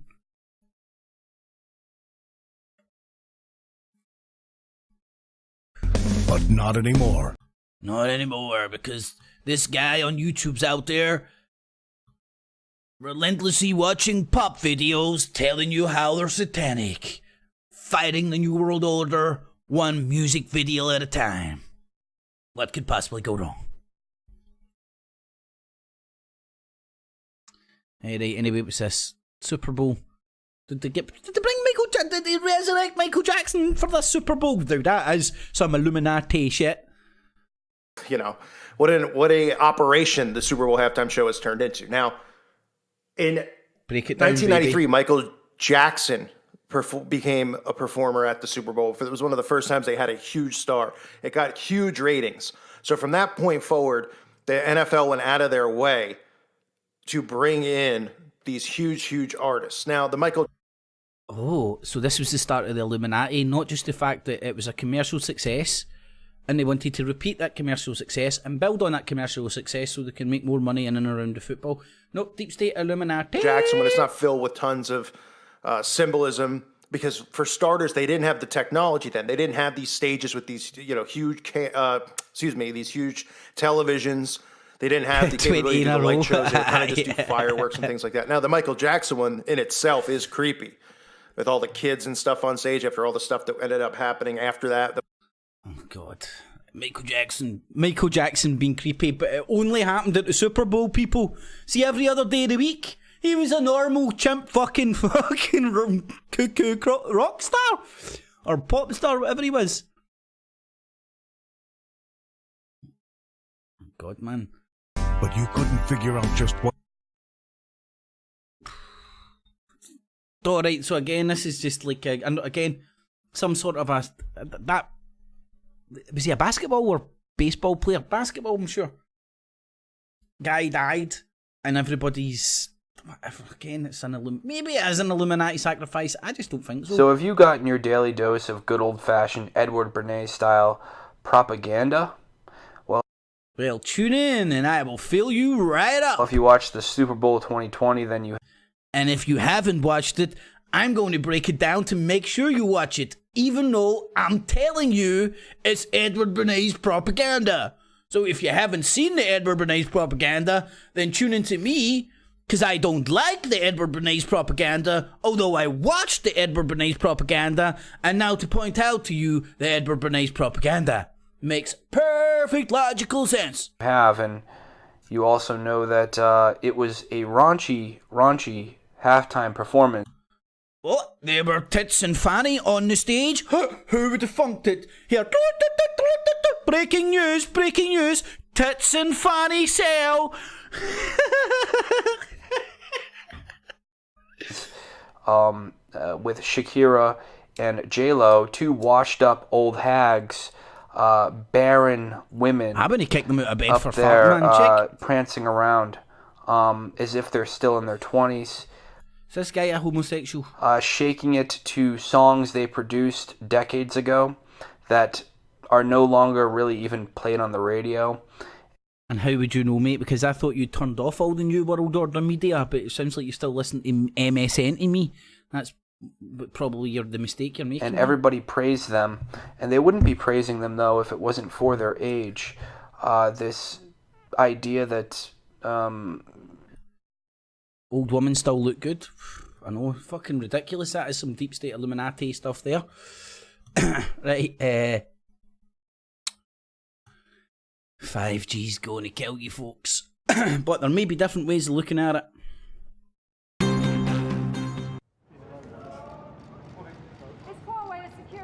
One after another, ministers arrived in Downing Street for the UK National Security Committee meeting. Some had already voiced their opposition to allow more 5%. Huawei's of and just exaggerated claims of what it can't do, what will and will not do, and all the fear around it and stuff. And when was it? January 2019.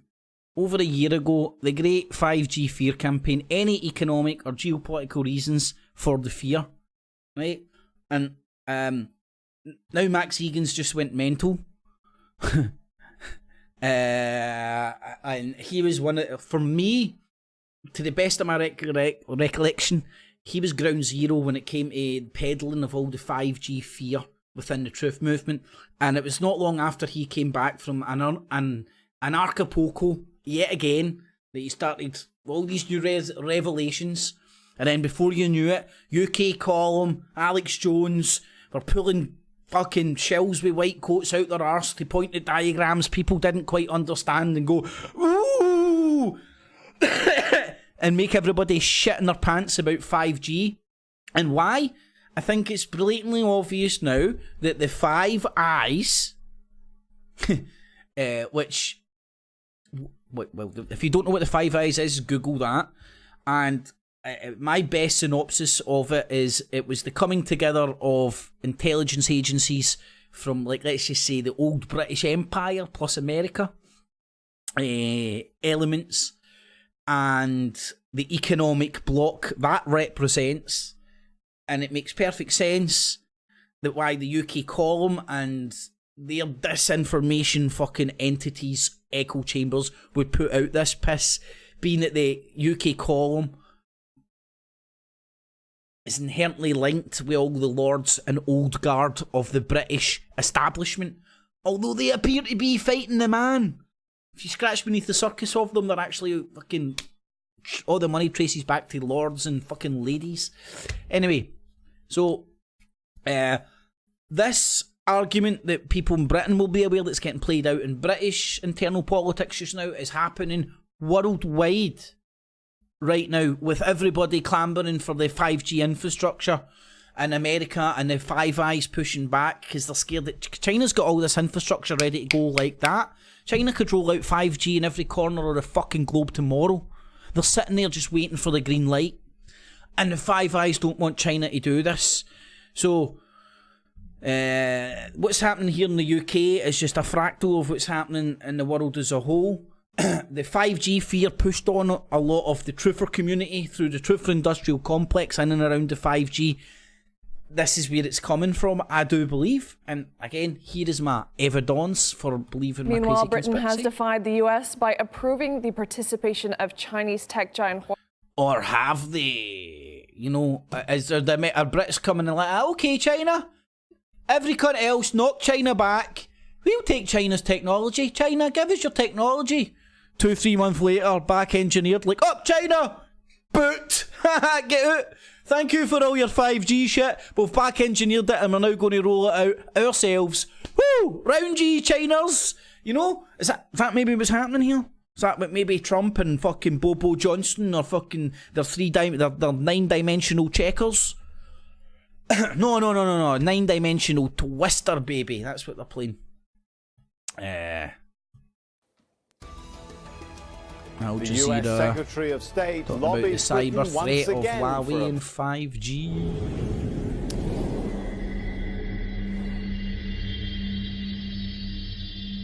NWO reporter.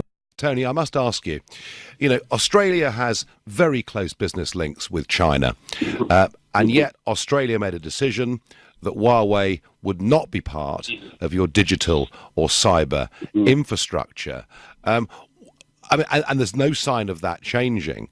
The British government have just decided that Huawei will be part of what's called the periphery of our... We're going to steal their shit. Shh. Come on, Chiners. Come on, bring all your technology that we've not got right now. Come on, bring it. Bring all your engineers and work in these rooms. Install it here. You know, we might have a wee few spy cameras and all that, you know, watching yous install it, watching all your engineers work. Bring your engineers over, we'll tap their phones. How long will it take to get enough information from the Chiners installing all that information in the UK to that we've got a grasp on it? Thank you very much, China. You steal our intellectual property. We've now done it to you. Trump's getting it around, geez. We've got your new get your 5G trinkets out of country. That's my prediction. But hey, hold on, no. 5G's direct energy Hey there, I'm weapons. Trinity Chavez, and you're watching Just Press Play, the show that brings you in-depth reports, exclusive That's RT interviews, and America, innit? controversial You can issues tell with the you may legs. have missed during the week on RT Tell with America. the legs. On our playlist today, Larry King speaks to Emmy Award-winning actor and comedian Richard Schiff about why Nobody can quite dumb down and sexify the news like Strange RT facts America. surrounding the coronavirus outbreak of 2020. Swear to God, there is actually the conspiracy out there, the coronavirus. I'm not going to subject people to the craziness of that, right? But there you see the marriage of the coronavirus getting used to make China look stinky and economically hurt them, and the 5G shit that's getting peddled by the Five Eyes. And the Truth Industrial Complex as well, who are linked to the Five Eyes, I believe. Just like part of their they're part of their information wing. But that's my crazy conspiracy. So there's the Five Eyes. Oh, 5G fear. Tommy Robinson loves a good terror. Do you know how infuriating it is sitting watching the likes of Piers Morgan repeating exactly This is when he turns into Beaker for the Muppets. what you've been saying for a decade and acting like he's being edgy for doing so? Or the Times newspaper sharing their article, look what we wrote in 2019 about Islamic... Right, so the lying mainstream press, the lying mainstream media, Piers Morgan, what was the Independent and all that, now that they say stuff that Tommy Robinson agrees with, just turns prison into gangs. Beaker. Now, Gerard Batten made me his advisor on prison because I spoke very vocally. I've been a prisoner since so much. 2013 when I I'm come an out of Wood Hill expert. Prison, a maximum security jail, which houses some of the worst terrorists in our country, and I saw how they controlled the entire prison. He was battered down for having me as an advisor. Someone who had been to 10 UK jails, okay, had seen firsthand, had spoke to staff in every one of these prisons to understand the recruitment, how they recruit, how they act, all of these things. Beaten down. I made a video in 2017. That is the strangest thing ever, Toby, because every time you said you've been in prison, you've been in solitary confinement, but now every time you've been in prison, you've been wandering about, getting down with the jihadis and seeing how they operate. Make your mind up, pal, because I'm getting confused here. Showing that Islamic terrorists and jihadists are being housed next to British primary schools. In that video, I made a point of saying, you can have him under surveillance. If he wants to get a knife and kill kids, he can. This latest terrorist was under surveillance. They were following him with guns. He still got to stab 2 people.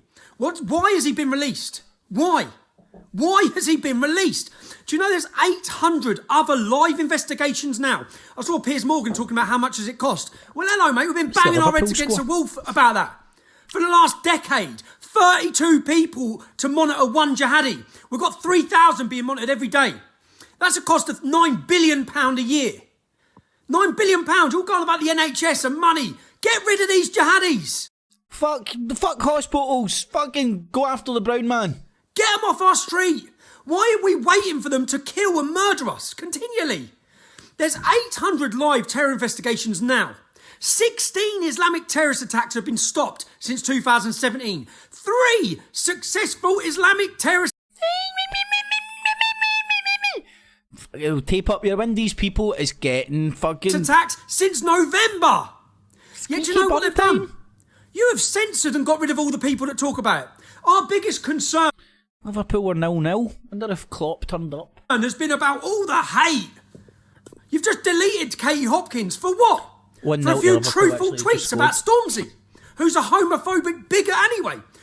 Oh God, fucking what storms they done now? Who actually promotes real racism against white people.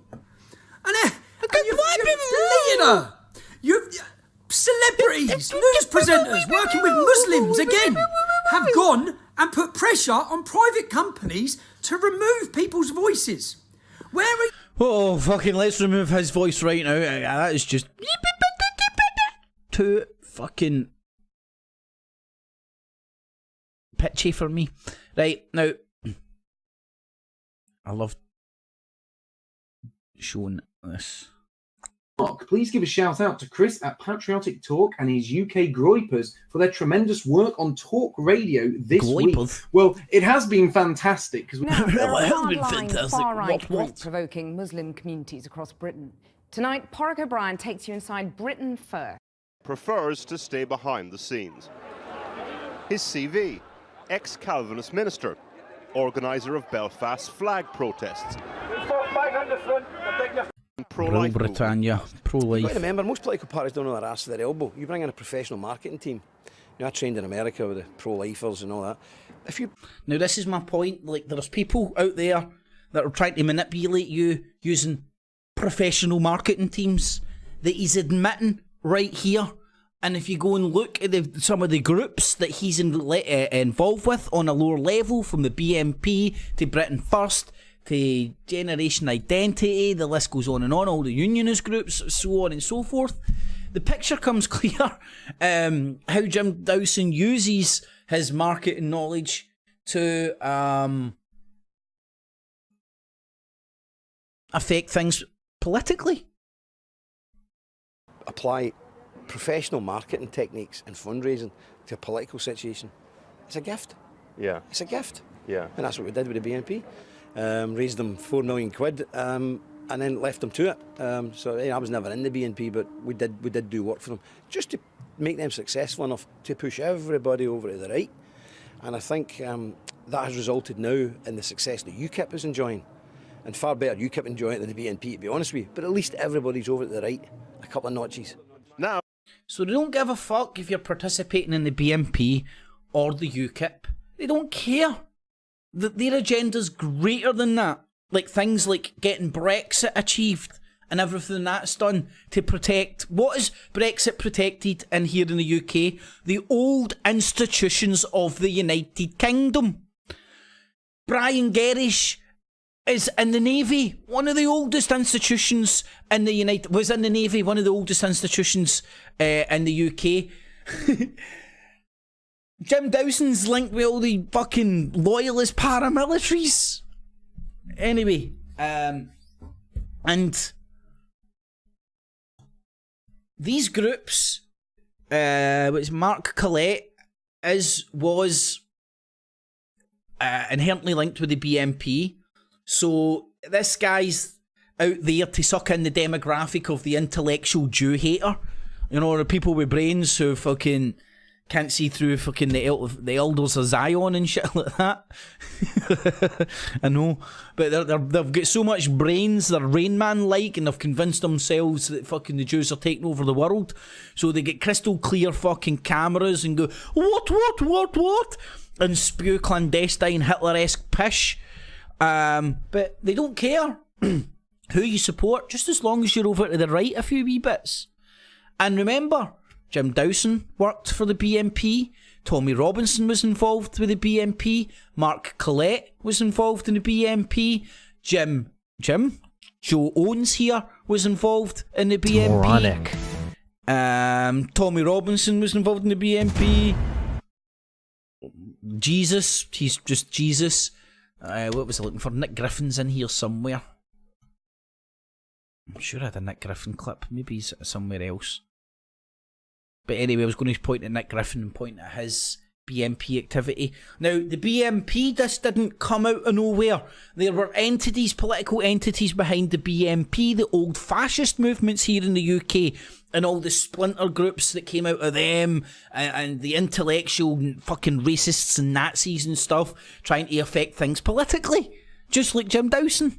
Anyway, hopefully I'm explaining that. So, what you've had with this populist rhetoric on social media, making right-wing politics cool again, thanks to the likes of Jim Dawson using professional marketing techniques on Facebook, YouTube, so on and so forth. You have a rise of all these groups and splinter groups that are all over to the right, but you've got fucking different ones for all sorts of demographics. You've got the gay one, you get the straight one, you get the Nazi-loving one, the Jew-hating ones. Is that the same thing? You get the point I'm trying to make. And Jim Dawson doesn't give a fuck if you're in the BNP or you're engaging with UKIP, as long as everybody's over to the right a few notches, because that will allow the establishment, the British establishment, to protect their business interests, stop Brexit, protect the British institutions and the British and the interests of the British institutions. And let's not forget, achieving Brexit would have weakened the city of London, who financed the expansion of the British Empire through pseudo-governmental corporations. If you don't know the history of the British Empire and how it expanded and the politics and how they gave corporations governmental-like fucking powers to go over and govern lands which they just rocked up, stuck a flag in, right? We'll be having that. Anyway, I digress. So let's have a look at some of the people who Tommy Robinson ain't quite Nazi enough. Now, there's nothing quite like a wee prim and proper fucking Nazi to make your skin crawl, innit? We've had a vicious anti-white radio host who has been denying that there is any great replacement or that there's any great replacement stuff and all that, you know, same talking points. Hello. Hello. Hello. Hello. We Hope are Not the Hate Bully Boys. is running out of dirty tricks to play. The two-pronged attack by Hope Not Hate and the big boys in MI5 is ridicule and infiltration. Ridicule in the sense of Katie Hopkins, let's say, where she's the worst advertisement for anti-immigration, isn't she? She's just recently... Now, at points you can get sucked in and go start nodding along with him like a nodding dog, but then you need to make sure you don't suspend disbelief, I think, and then understand his background and the possibility that he's still part of the old school apparatus of the BNP who have splintered off with the sole purpose of the professional marketing strategy put in place by Jim Dawson to create different people that will appeal to different demographics, to appeal to different folk, to get fucking the political pendulum moved over to the right. And that's what I believe Joe Owens is participating in here. The people who like Tommy Robinson or like the right-wing politics but don't like clowns like Katie Hopkins, for example. So then they'll get that straight-speaking Joe Owens character who they can then go and support. And this guy's politically active, getting votes, and will take votes from elsewhere and put them in the right-wing camp. And let's not forget, let's see if he plays it at the end of this. No, he doesn't. But... Tyndall's speech. He plays this at the end of a lot of his clips. All it is, Jones. Hello. Yes, Hello. that's right. Yes, The that's screen. right. Okay, thank you. So what I'm just saying there might sound like a crazy conspiracy that Joe Owens isn't being genuine there. What he's doing is he's doing professional marketing techniques which is geared and it operates towards the far-right fascists in this country trying to gain power.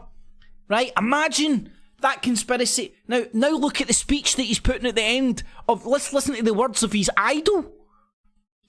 A speech that he loves, idolises a speech. Let's just listen to John Tyndall's words. Our activity must be geared to the winning of power.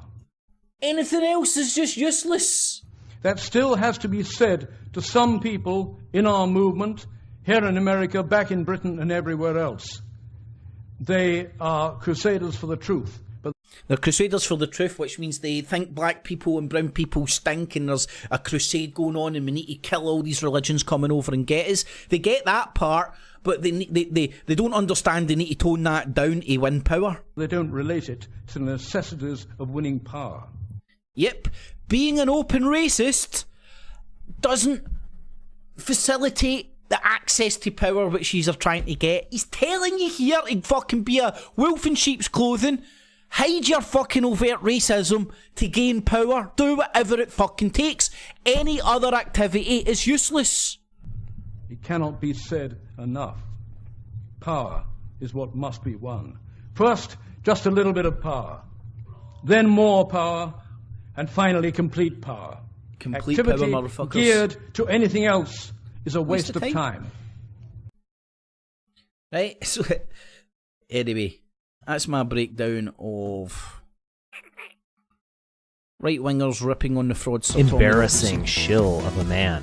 Anyone saying, you know, where's my money, where's the documentary? And then at the same time, his followers seem to be rejecting him because he's... Oh, nobody, nothing says quite like a fucking, a Nazi that takes it up the ass, like a cravat. Is that called a cravat? See, when I see somebody wearing a cravat, I think Nazi that takes it up the ass.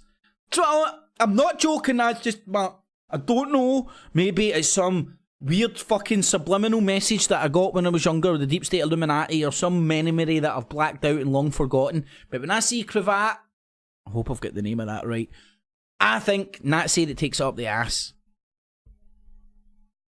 Only focusing on Islam. So basically, he picked up on this. He picked up on all the drama.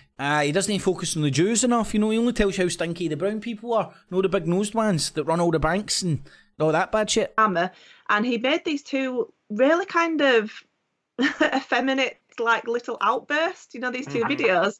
Yeah, it was very strange. I mean, Ed, I know you've seen those two videos. Do you have any thoughts on them? Yes, I had quite a few thoughts on them. Some of them I will. Yes. I have quite a few thoughts with my cravat about how what an effeminate video Tommy Robinson just done. Yes. I won't say because they involve swearing and things, but I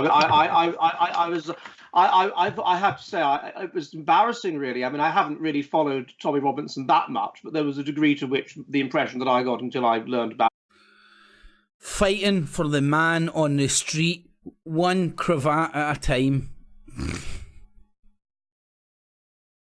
And then welcome to No More Jews News.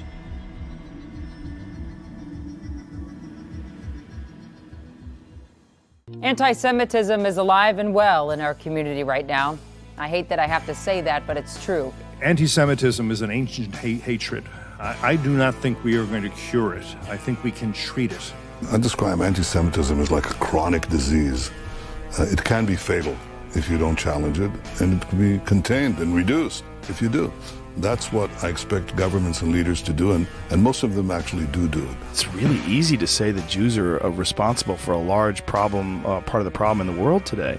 I've seen it a lot lately. I'm this used to be like really inappropriate thinking and talking just 20 years ago. It used to be very taboo, and it is not anymore. I do think we're in an environment where anti-Semitism has been normalized or destigmatized. Anti-Semitism has never gone away. It just has, and I could see if you're an anti-Semite, you're going, the evil of the Jews is the closest I come to believing in magic, because they just never stop being evil. Like, I just don't Anyway, love the Jew, hate the Jew. There's only one way to decide this, and that's fight. But I'll let you fight it out. I'm out of the argument. Right, that was Tommy. That was the Tommy Robinson Not Nazi Enough crew. Now let's have a look at some of the clones. So that little mob there will appeal to your intellectual Nazi that really hate the Jews, who like John Tyndall's speech and who are quite happy to publicly hide their overt racism and bigoted views because they're out there gearing their activities towards gaining power. Like Sargon of Akkad, the rest of them. Oh, we've lost one. Oh, we've lost two. Okay, what's said I'm live on here? Let's see if I'm really live or not, or whether this... Yeah, you are live. You're not shadow banned. Go and speak to Red Pill Phil to sort of leave some of your Deep State Illuminati. Okay, so basically, I'm just a bit surprised I got two officers. Now, again, I'll revert back to that hospital porter guy, Ben UFO guy, whatever his name is, Big Baby. A week in the life of a truther. I spoke about UFOs on Monday, Bigfoot on Tuesday, done a flat earth on Wednesday, Brexit on Thursday, got jailed on Friday. I'm stealing that, Craig David, because that's nothing like your original. It's like Kip's Clips original. Anyway, so here's this poor affected soul of the cult now fighting the deep state Illuminati by, I don't know what she's doing, but she seems to be pestering the cops all the time, and the cops don't like it, and they're kind of beating her up because of it. Who'd have funked it? The cops are corrupt. They're bastards. I'm going to fill them and call them corrupt and bastards all the time. Oh, these corrupt bastards and cops are beating me up and being corrupt.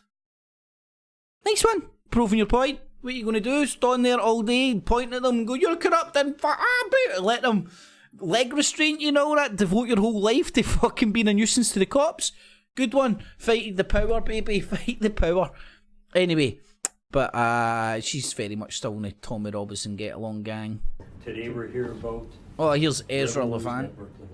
Oh, I know that. Getting interrogated. And I'm just asking you to confirm but once that we're not a single other loving book of Trudeau is being investigated. But once we're done, if you believe that there should be complaints that are... No, because I'm not a censor like you. I'm not a bully and a censor. I'm not a bureaucrat looking to justify my budget like you. I go out and earn my living every day, fella. You call in authors to grill them about a book criticizing your boss. Think about who you are. We call the director of Rebel News Network Limited. Yeah, who happens to... So it had nothing to do with a book, right? Like, you need to... They only let small snippets of what these guys actually said out. Small snippets, that's one. So he didn't contact Ezra Levant or the author of a book. They contacted Rebel Media, whatever, Limited. Maybe they're publishing the book, right? So they're not contacting the author, although the publisher happens to be the author, if that makes sense. So it's wee small snippets like that you need to try and make the most of. Be the author of the book. I think there's going to be a chapter about you two fellas in the next edition. Ooh, I'm going to put you on YouTube because you're doing what your job title tells you to do. Do you have any more questions there? Certainly do. The only man in the world who couldn't get Lord's suspension on his car, so done it to his arse. This is Dan Dix here, reporting for Press for Truth. The clip that you just saw was filmed by Ezra Levant of Rebel News, who secretly recorded himself being... Now, you understand Canada's a very big place. Relatively quite big place. I don't even have a stab in the dark of the population, but it's relatively big. And when you look at the talking heads that come out of Canada and see they're all for a relatively very small network of people who went to the same schools and for the same place and part of the same media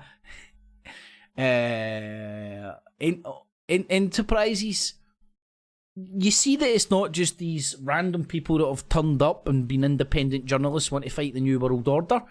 It's a bunch of pals backing each other's fucking YouTubes up. He went to school with Lawrence Sutherland, which is just a wee coincidence, isn't it? Anyway, but there's Ezra Levant getting questioned as a publisher of a book about the President Trudeau. Now, I don't know who that was that was interviewing them and stuff, but I do know in America, if you say stupid stuff about the president, regardless of how obvious stupid it is and whatnot, you won't get your book taken down or anything like that. You'll get people chapping on your door, Secret Service, I believe, do it in America, and ask you questions to determine whether there's a threat or anything going on there. I'm imagining that's something's fit, that what's happening there is some very similar protocol. And you can argue the wrongs and rights of that or whatnot, but understanding what's going on alleviates the fear that these motherfuckers are going to try and inject in your head to make them look like the victim and get you jump on board with their cause. Interrogated by two former RCMP. They contacted the publisher and asked him to come in. The officers who used to... And then they asked him questions. Interrogated! Just like Tommy Robinson says he was in solitary confinement, it's just a twist on words. It's a play on the victim card. Specialize in terrorism cases, all because he wrote a book about... Well, what that will be is maybe like the Canadian version of the Secret Service, who investigate potential threats against their president or prime minister, I think they've got, isn't it? It's a prime minister they've got. That kind of makes sense to me. Justin Trudeau during the election. Say what? Do you guys remember? Anyway, so again, you only get half a story. Fake news. These people talk about fake news and then just rock up and give you half a story. The recipient and it's all doom and gloom. for the 2020. Now, this is something you might like to check out. But long story short, prank played on Katie Hopkins to get her to turn up for a fake award, get some prize snippets of her usual rants and whatnot, and to get her to stand in front of a big sign saying cunt. Coming my way, so it's kind of an odd thing for that to be tipped on its head, but I really do appreciate it. She appreciates the big cunt in the background. Share the details. There's the channel's name and whatnot. I thought that was a good giggle. And yous may do too. Right, Tommy clones. Now let's get back to Jim Dawson, who I believe was one of the marketing masterminds behind a lot of these apparent independent talking heads who try and sway and curry people over to the right wing of politics. As demonstrated before. And here's Nick Griffin as promised. Jim Dawson here. I want to talk to you today about the Holocaust. It's everywhere. What a day! Nick Griffin. From political heavyweight to lunatic fringe crank. That's right, sadly. There's a paper here, Nick. Voice of Freedom, is it? When Searchlight spy Chris Jackson challenged you for the BNP leadership. The headline, Securing the Future of the BNP, and you talk about political albatrosses and political dinosaurs relegated to the dustbin. What he's basically talking about is all the old attitudes of overt racism and stuff, which can no longer be which is no longer accepted in the wider society, which thus doesn't lend itself to gaining power, just like John Tyndall said in his speech. So again, is Jones representing a genuine fracture within the old BNP guard, or does he represent a creation of a branching off of it, deliberately designed to suck in,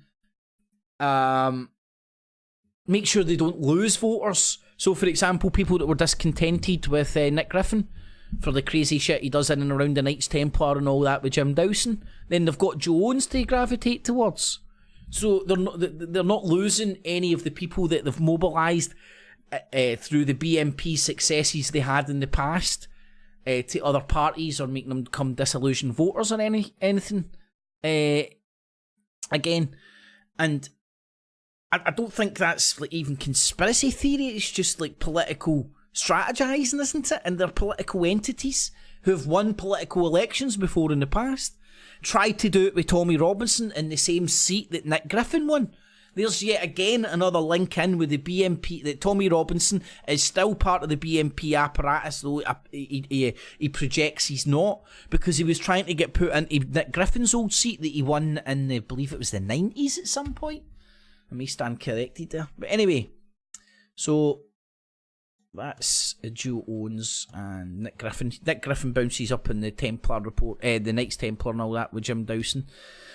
Now, I think they were celebrating, commiserating, whatever word takes your fancy, the Holocaust and all that jazz recently. So, again, I'm going to refer back to Jim Dawson's old words about the cloak and dagger tactics that they'll happily use multiple political entities to steer everybody over to the right. Then I'll point to John Tyndall's speech talking about activity has to be geared towards winning power. Anything else is just a waste of time. And you can't, alluding to, you can't be overtly racist anymore because that won't allow you to win power, and you need to win just a little power, then more power, and then absolute power, and that's when you can come out the woodwork. Now, I believe Jim Dawson shares those sentiments, but still tries to, well, I don't know. It's on the papers, it's everywhere. There'll be huge events all over the world remembering the Holocaust. There is no the Holocaust. There has been dozens of Holocausts. That's not taking anything away from the horror inflicted upon the Jews, but there has been Holocaust upon Holocaust all over the world for centuries, and we need to start remembering more than just Auschwitz. There are Holocausts going on every day in America. It's called abortion. Join me in the Temple Report and we'll delve further into this. Right, so there's militant Christians out there who I don't know if you can sort of see the under the table sort of a sentiment still harvest sort of a resentment towards the Jews and all the attention the Jewish Holocaust of World War II gets. It's still there, and I would argue there's still extreme militant Christians elements. Man, that guy even fucking flies the banner of the Knights Templar that want to be able to administer and control the area of Jerusalem, and they will do that by hook or by crook. And they might not hate the Jews, but they don't love them, and they might happily try and hijack that religion to use the Jews as a shield to control that area of the world, to continue the struggle and the fight for the control of that area of the world that's been happening for centuries. I was actually just brushing up on some of the Ottoman Empire's expansion and stuff when Sultan Mehmet tried to take Constantinople from the East Holy Roman Empire. I think it was Emperor Constantine. Might be wrong.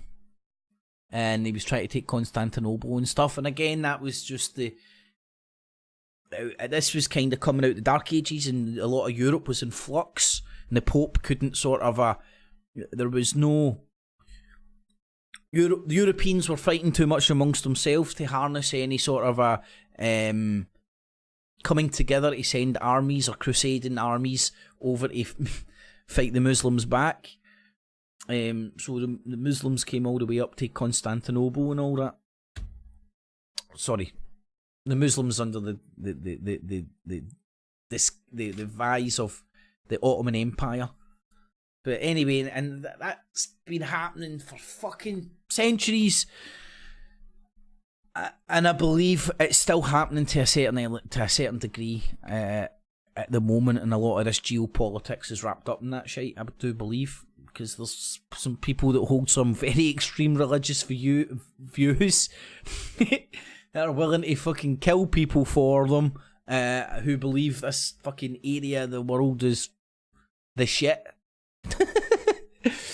So I know it's complicated with my views and how I put it all together, and how like this guy, how the people that created Zionism and have operated Zionism to control that area of the world might be a bunch of anti-Semites at heart.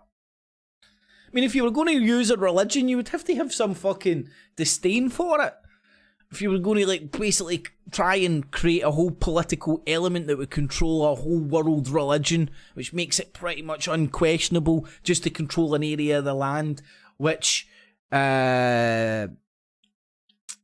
night orders have been sworn in blood for centuries to protect the Holy Land, and I believe these oaths are still ongoing. And I point to the royal family for being one of them, the Order of the Dragon, or Prince Charles's great grandfather, the Count Dracula, Vlad the Impaler. He was, I do believe, the Order of the Dragon, and that was one of the night orders that was set up during the Crusades and stuff, who were swore to protect Christendom, basically from the Muslims. Anyway, so it's a lot more complicated than just the deep state Illuminati and good versus evil, I do believe. But interesting to keep an eye. Interesting to listen to Jim Dawson.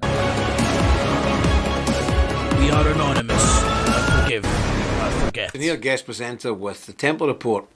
Guest and presenter. Today marks the 75th anniversary of the liberation of the Auschwitz concentration camp, where which is situated in Poland, but it's actually a criminal offence to call it a Polish concentration camp.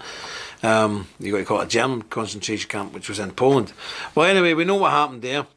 Figures, I mean, they used to say 4 million were killed there. Now the official figure is 1 million was killed there, the majority of whom were Jewish people. So, as any civilised human being would be quite rightly horrified by such a slaughter of people, so am I, so are the Templars. We completely... So, details on your screen if you want to go and continue that. I'm trying to explain where I believe he's coming from. Brexit Day, woohoo! Hey, President Trump acquitted, and Britain at last, after 47 or 40 years, free. Woo! Now, what could be going on here? A British nationalist part of the choir for Trump. What could possibly be happening here? Do you remember John Tyndall in his speech talking about the movement here in America? You know, but these militant Christians, by their own admission, don't exist. They don't have like paramilitaries, which they've got known links to. They don't exist. It's just militant Islam and militant Jews. There's no militant Christians doing all sorts of crazy shit in the name of Christianity and fighting all these sort of clandestine religious wars. From the Soviet bloc of the European Union. We're walking away, arrivederci, ciao, we're going, good riddance to Europe, and God bless you, Donald Trump. What's going on?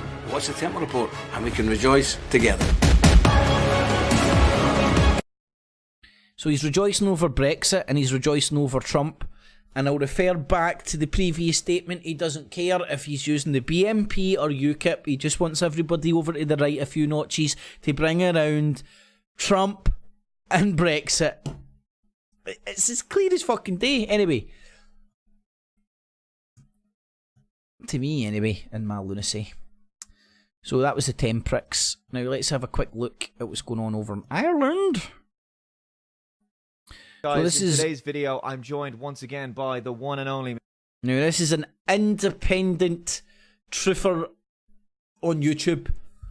And again, this guy's all about the fake news and the hoax. That's why his channel's called Computing Forever.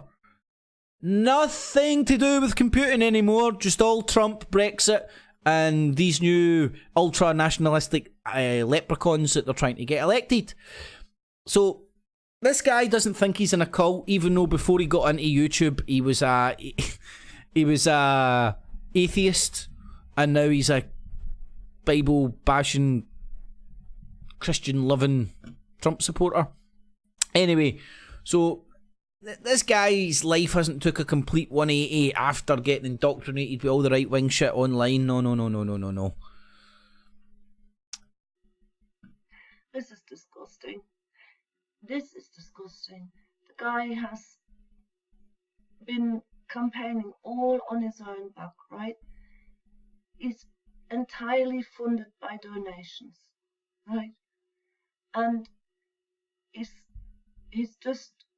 been keeping me informed because I'm on his mailing list, right? I bought the book from him, the book on...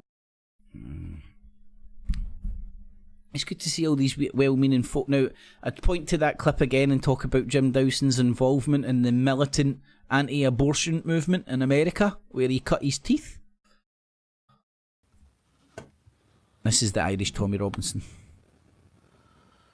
What? Hello, everybody. Oh, dirty Tina Tur to you. Sorry, excuse me, I wasn't 16 in the room and we only just gone live. Can I get a 5x5 on the sound check like we do, as we always do from the start? Let me just stick on the live chat. Slowly coming through. So, I'm not going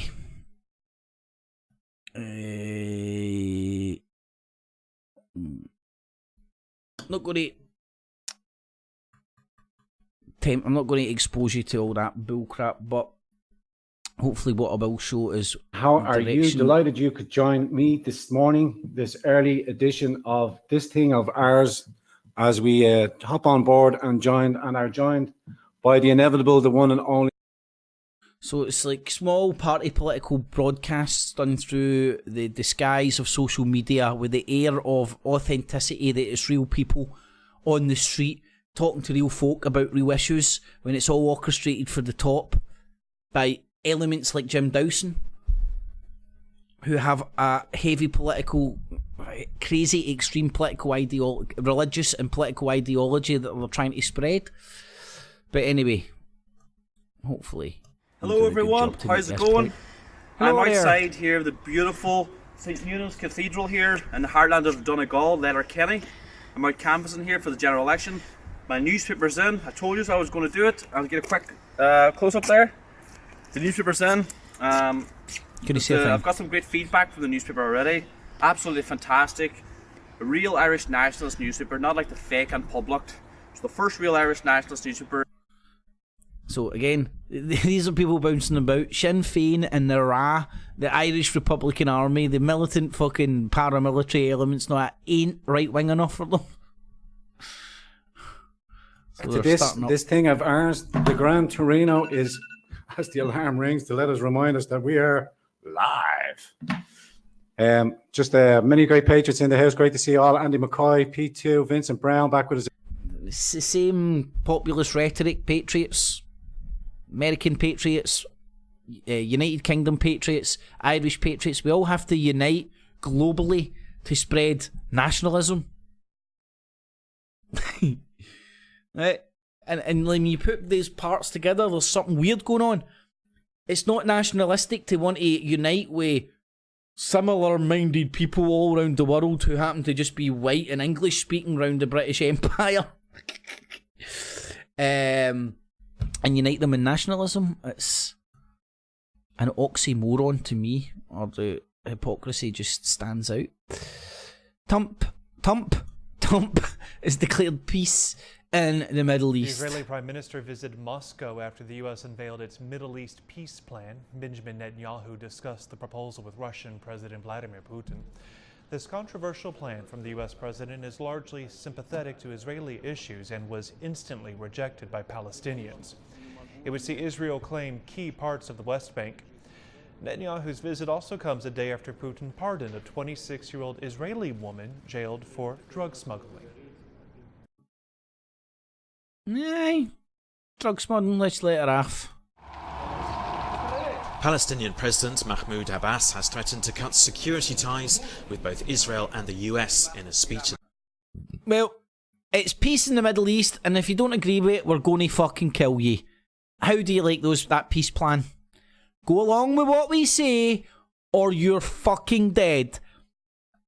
It's pretty much Trump's peace plan, The theme of tonight's State of the Union is the Great American Comeback. President Trump is expected to tout the strong economy, jobs, and... Again, like, this is where I differ from other people. I know people think the learned denders of Zion and the Jews control the world and they're controlling Trump and they're doing this and they're doing that. As I said, I see things slightly different. I just don't believe... For me, that's not what I see happening. I kind of explained earlier on how I think people who want to control that area of the world will use any religion, any political party, any disguise to be able to control, whether it in the open or under the table, the administration of that area of the world, or have the heaviest influence on it. And the elements that are like, and I know it's a crazy other conspiracy when they say it's the fake Jews and all that stuff, but it's just like, I just believe there's Machiavellian people out there who thirst for power more than anything, and they'll use any religion to further their power. And this isn't a crazy conspiracy. you look through known history since time immemorial. Kings, queens, everything in between. Every part of nobility, royalty you can think of, at some point, a long history of changed, shifted, hidden, morphed their religions for a variety of purposes. To fit in, to look cool, to control the population, to not get killed, to go underground, variety of reasons. So to think out there that there aren't people that would I don't know. I just think like the narrative of religion itself is such obvious bullshit that the people that are in charge of these institutions, making fucking millions of pounds off them, controlling armies and controlling governments off the back of these religious institutions, ain't so stupid to believe in their own mumble jumble bullshit. And then go and look at the history. Was it Constantine? Was it Emperor Constantine that took on Christianity? Getting mixed up. Sure, I'm getting mixed up. Whatever Roman emperor it was that was a pagan, devil, Satan worshipper because he didn't accept Jesus Christ and then accepted it to basically stay in power and to keep the Roman state in charge as the Christian uprising happened. That's probably a very dumbed down synopsis of it, but along those lines. So again, you've got historical precedents that nobody really debates about the people at top changing their religions, like their fucking clothes, like obvious not giving a shit about the religion, that they'll turn up in public and go, oh yeah, fine, just for power. So to think that isn't a possibility in modern day terms, I think is just naivety. Because again, it's just rich motherfuckers that have positioned themselves in power, saying whatever they need to do to fucking appease people to stay in power.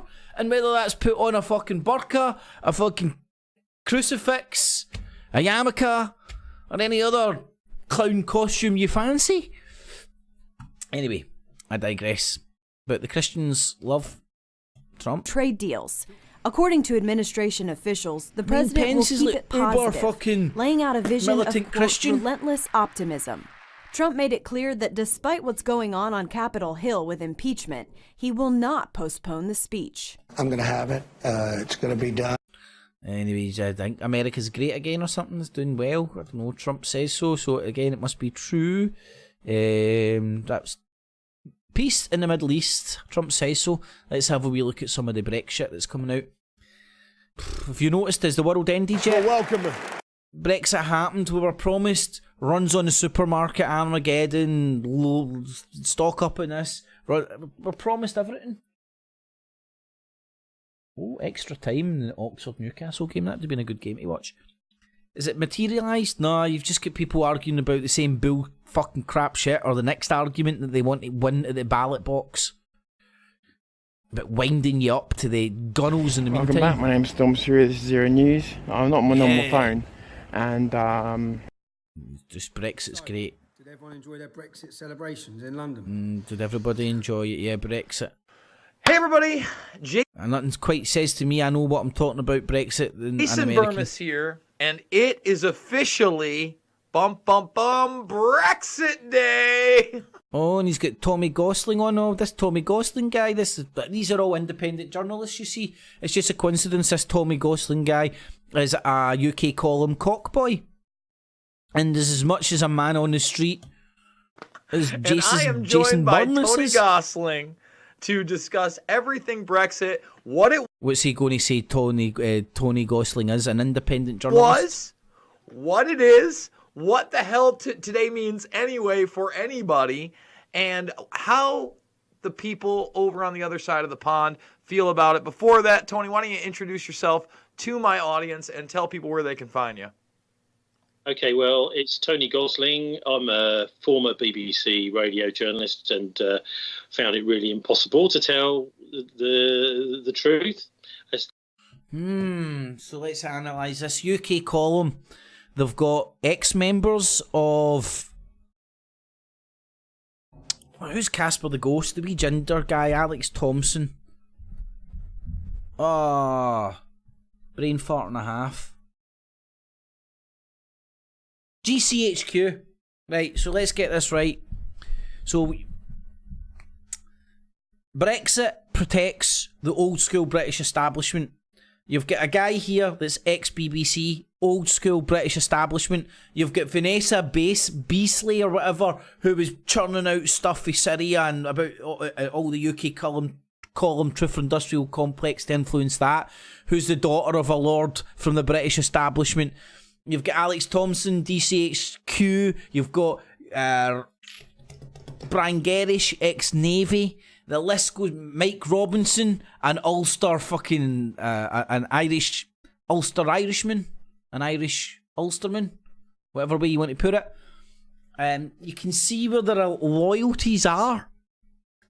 Anyway, I can anyway, and now this guy's turning up in Jason Burmist's thing me to be he's independent journalist. At the Ministry of Truth, just not possible.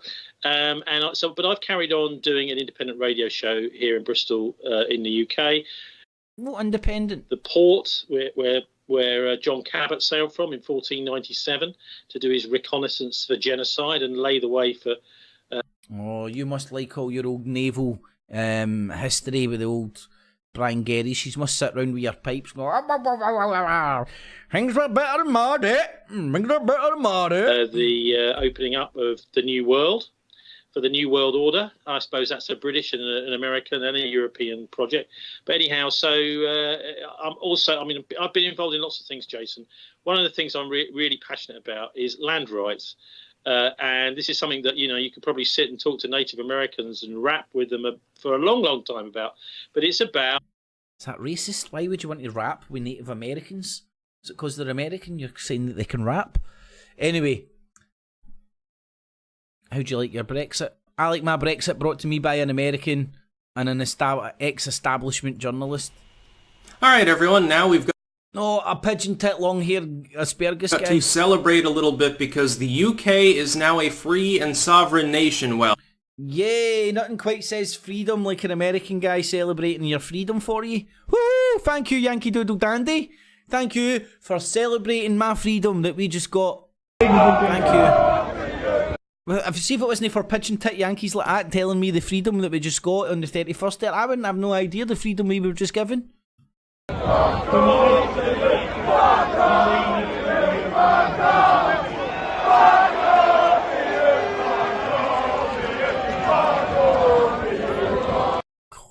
guys, it's Brexit night. We are on the Brexit day. I'm just going live on YouTube. Now all these people independently just love Brexit. No, just independently voting for Boris Johnson to get Brexit through. Love the Conservatives, they do. Independently. What the fuck is this? Tonight, we are leaving the European Union.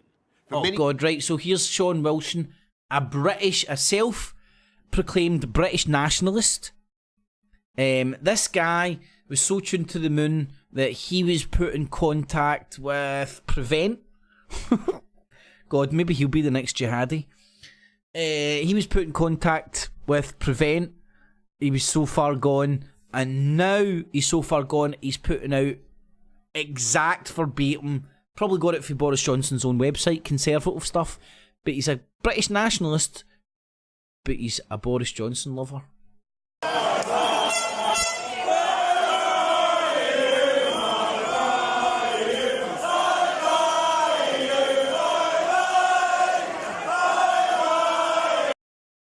City of London's going to copyright strike that for me. Right, that was Bobo's Brexit. Right, this is quite funny. Joe Rogan farts and we all get covered in shite. I don't know about you, but I have more ambitious goals than not dying of scurvy. And me too, I don't want to die of scurvy. So, Joe Rogan's got diarrhea because he's been eating a carnivore diet, but looks amazing. Watch this space. See, in a few months, you'll be fucking... all public toilets will be covered in fucking diarrhea with guys walking out with full sleeve tattoos looking ripped as fuck because they've just been eating meat for a month. Yeah, man, I'm so different, man. I'm just doing exactly what Joe Rogan's doing. Joe Rogan didn't tell me just to eat meat. It was Jordan Patterson that told him, and look how good Joe Rogan looks. And he had a bit of diarrhea and might die soon, but who knows? But hey, if you want to eat just meat, batter in. Who am I to tell you? I just think it's funny that how many people now will be out there just eating meat. And Joe Rogan done it because Jordan Patterson? Forgot who that guy's name is now. But anyway, I thought that was funny. And obviously kind of like Joe Rogan farts and we all get covered in shite. You know, okay, doke. Fake left love Bernie. Today is a big day. It's as big.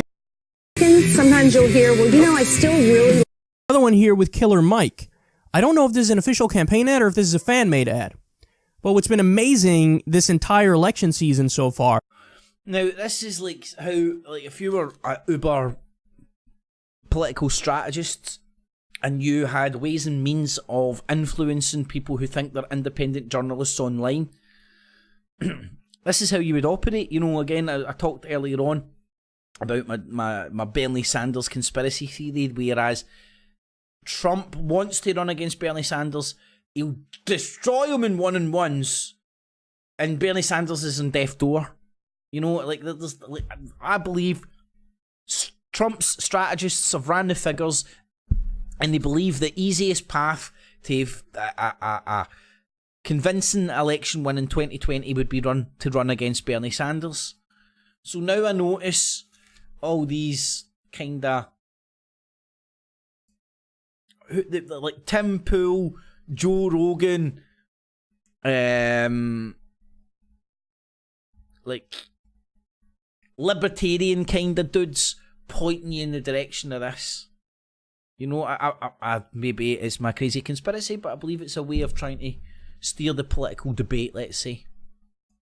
And my Bernie Sanders conspiracy. Alright, so as you guys know, and I have covered this out, I would characterize it as pretty darn closely covered this story of Joe Rogan's basically backlash. Joe Rogan for Smoogin' Boogin? This must be like a Swedish guy, Joe Rogan. For his endorsement of Bernie Sanders. Now, if you don't know the backdrop of this whole thing, basically, he's on a podcast with Barry Weiss, horrible NYT opinion contributor, and he says, I'm probably voting for Bernie Sanders. The Bernie campaign takes that video. So again, Bernie Sanders, get voting for him, get prodigated, Joe Rogan, everybody's talking Bernie Sanders, and his stock goes up. So Bernie Sanders is looking pretty strong in this week. Go on, Bernie. He looks ripped. He must have been on that carnivore diet like Joe Rogan. That's why he's looking strong. All right, so it looks like my Bernie Sanders merch has arrived. Now, I got. He's all in the Bernie, isn't he? So let's say this guy left-leaning online, but gets all his news and all that from YouTube and shit. And let's say the Trump campaign would actually want him to back up Bernie Sanders. Anybody in the left, if we can steer anybody in the left towards anybody, we want to steer them towards Bernie Sanders, because that's who Trump stands the best chance of beating. And here you have somebody who thinks they're fighting Trump when they're actually playing right into his hands, according to my crazy conspiracy. Which may or may not just be a crazy conspiracy. Who knows? You decide. Taxi for Chunky. Right, fuck, I'm going to leave Chunky Mark out. He's the same shit. Touch on China, Mad Max, and Independent Judowski. Alhamdulillah. Wassalatu wassalamu ala rasulillah. Ma ba'd. Okay, everyone. This video is something that came across my feed today. The world. Just thought I'd share it. It's about a worker in a toll booth in China. So she was having to explain to drivers. Well, this is just part of the China stinks information war. You know, anything negative that's going on in China and you get captured on camera, you want to pump and propagate that stuff around the Western press as much as you possibly can right now, because we all know China stinks. But I'm not like it's not a fake story or anything. It looks genuinely legit. I just see it as part of a larger smear campaign, as part of the currency and economic warfare getting propagated against China. Freaks out over a deadly Chinese virus. How far will it spread? Uh-oh.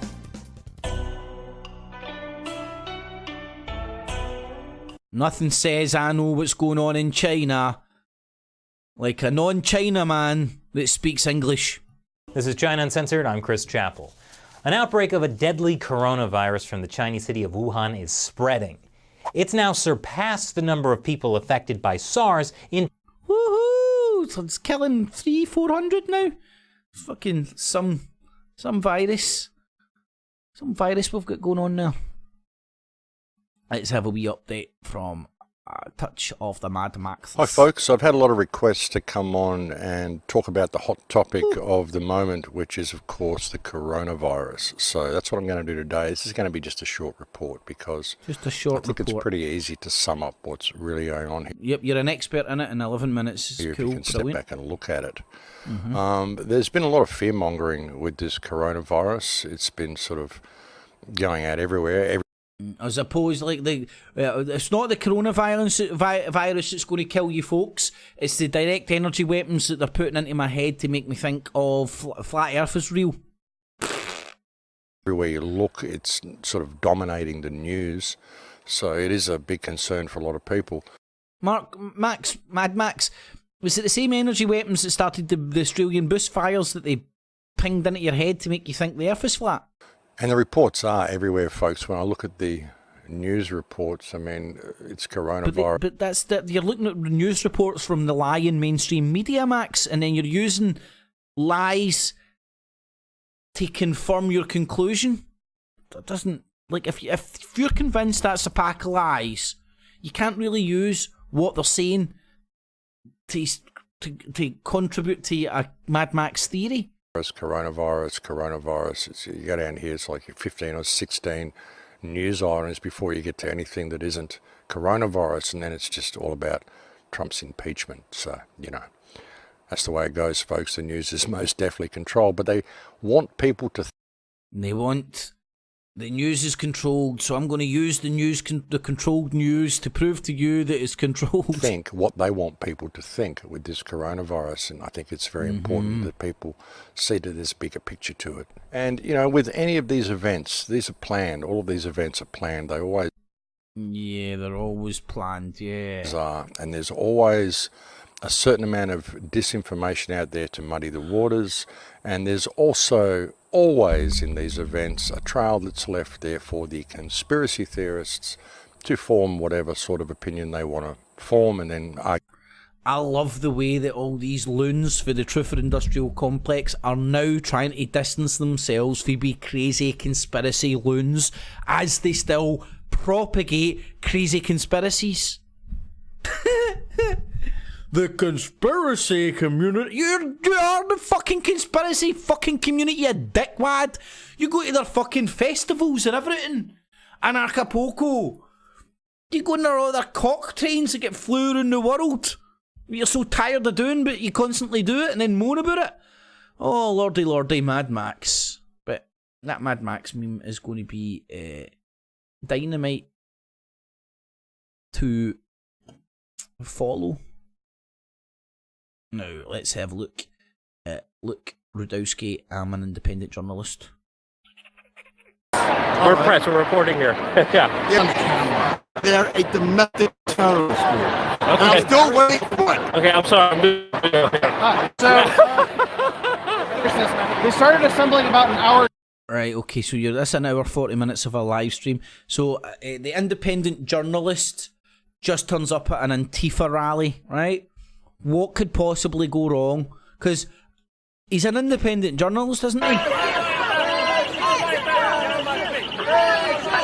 Alright, so the crowd, the mob that he's there to independently report on, turn on him because they all think he's a deep state Illuminati man sent out to smear them and make them look stupid. Why would they possibly think, oh wait, that's his job, that's what he does, that's his MO? Anyway, but he's independent, folks, and these crazy Antifa people are just turning on him because he's an independent journalist. Two sets of loon balls turning up, fighting each other and pointing at each other, going, "Here's a bad one, here's a bad one." So there you have it, folks. Everything's controlled. All these events are contrived. They make everything up. Just go to sleep, never wake up. It's all pointless. Mad Max told you so. You might go to bed tonight and they might hit you with a fucking weapon right boo there, and you might wake up thinking Mad Max is talking sense. Could happen, folks. It really could happen. Anyway, hopefully you enjoyed tonight's Not the Infowars Nightly News, the original, the OG baby, alternative look at the alternative media. Skeptical with the spectacles about the so-called skeptics and the testicles.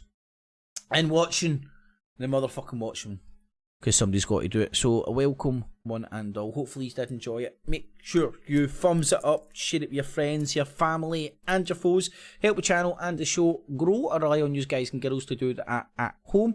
Remember what I'm doing here is digital basking. It's all available and accessible, free of charge. Going to do such a good job you'll find value in what I do and use your spare change, not your life savings, in the Patreon and PayPal buttons down below. And a mega thanks to those who do. Make sure you tune in next Tuesday for another Not the Infowars Nightly News. And next Monday, me and Alan will be doing the podcast again, hopefully. If we can synchronise watches. It's hard to synchronise watches sometimes. So hopefully he's all enjoyed that, folks. I'm getting out of here. I'll say hi to the folks in the chat room and then do the off. Feed myself and chill out for a wee bit. Do something a bit more productive. The artist formerly known as Tony. How you doing, my man? Who cares? Creepy Crawl, Devon, Apple Charlotte, Blazing Stars, bright in the evening. Guys and girls, thanks for joining. Who cares? Stewie, Jamesy boy in the evening, gents. Bright, Stewie, Jamesy boy, Creepy Crawls in the house. Devon, thanks for joining, everybody. Ridiculizer, how you doing, Days? Hope you're okay, mate. Blazing McVicar, how you doing, Alan? Hope you're keeping well, buddy. Paula B in the evening, Paula. Hope you're doing well as well. Stewie was in the house as well. Bright Magic Magnets, hopefully, and K9 was in as well. So thanks a lot, everybody who has joined. Hopefully, Gas Mask was in as well. Hopefully, how you doing, buddy? Hopefully you're keeping well as well. Hopefully I managed to say hi to everybody. Thanks for joining. Hopefully catch you next Monday. If not, definitely not next Tuesday, and maybe catch you during the weeks. Alrighty, boob tubes. Catchies. Kips clips.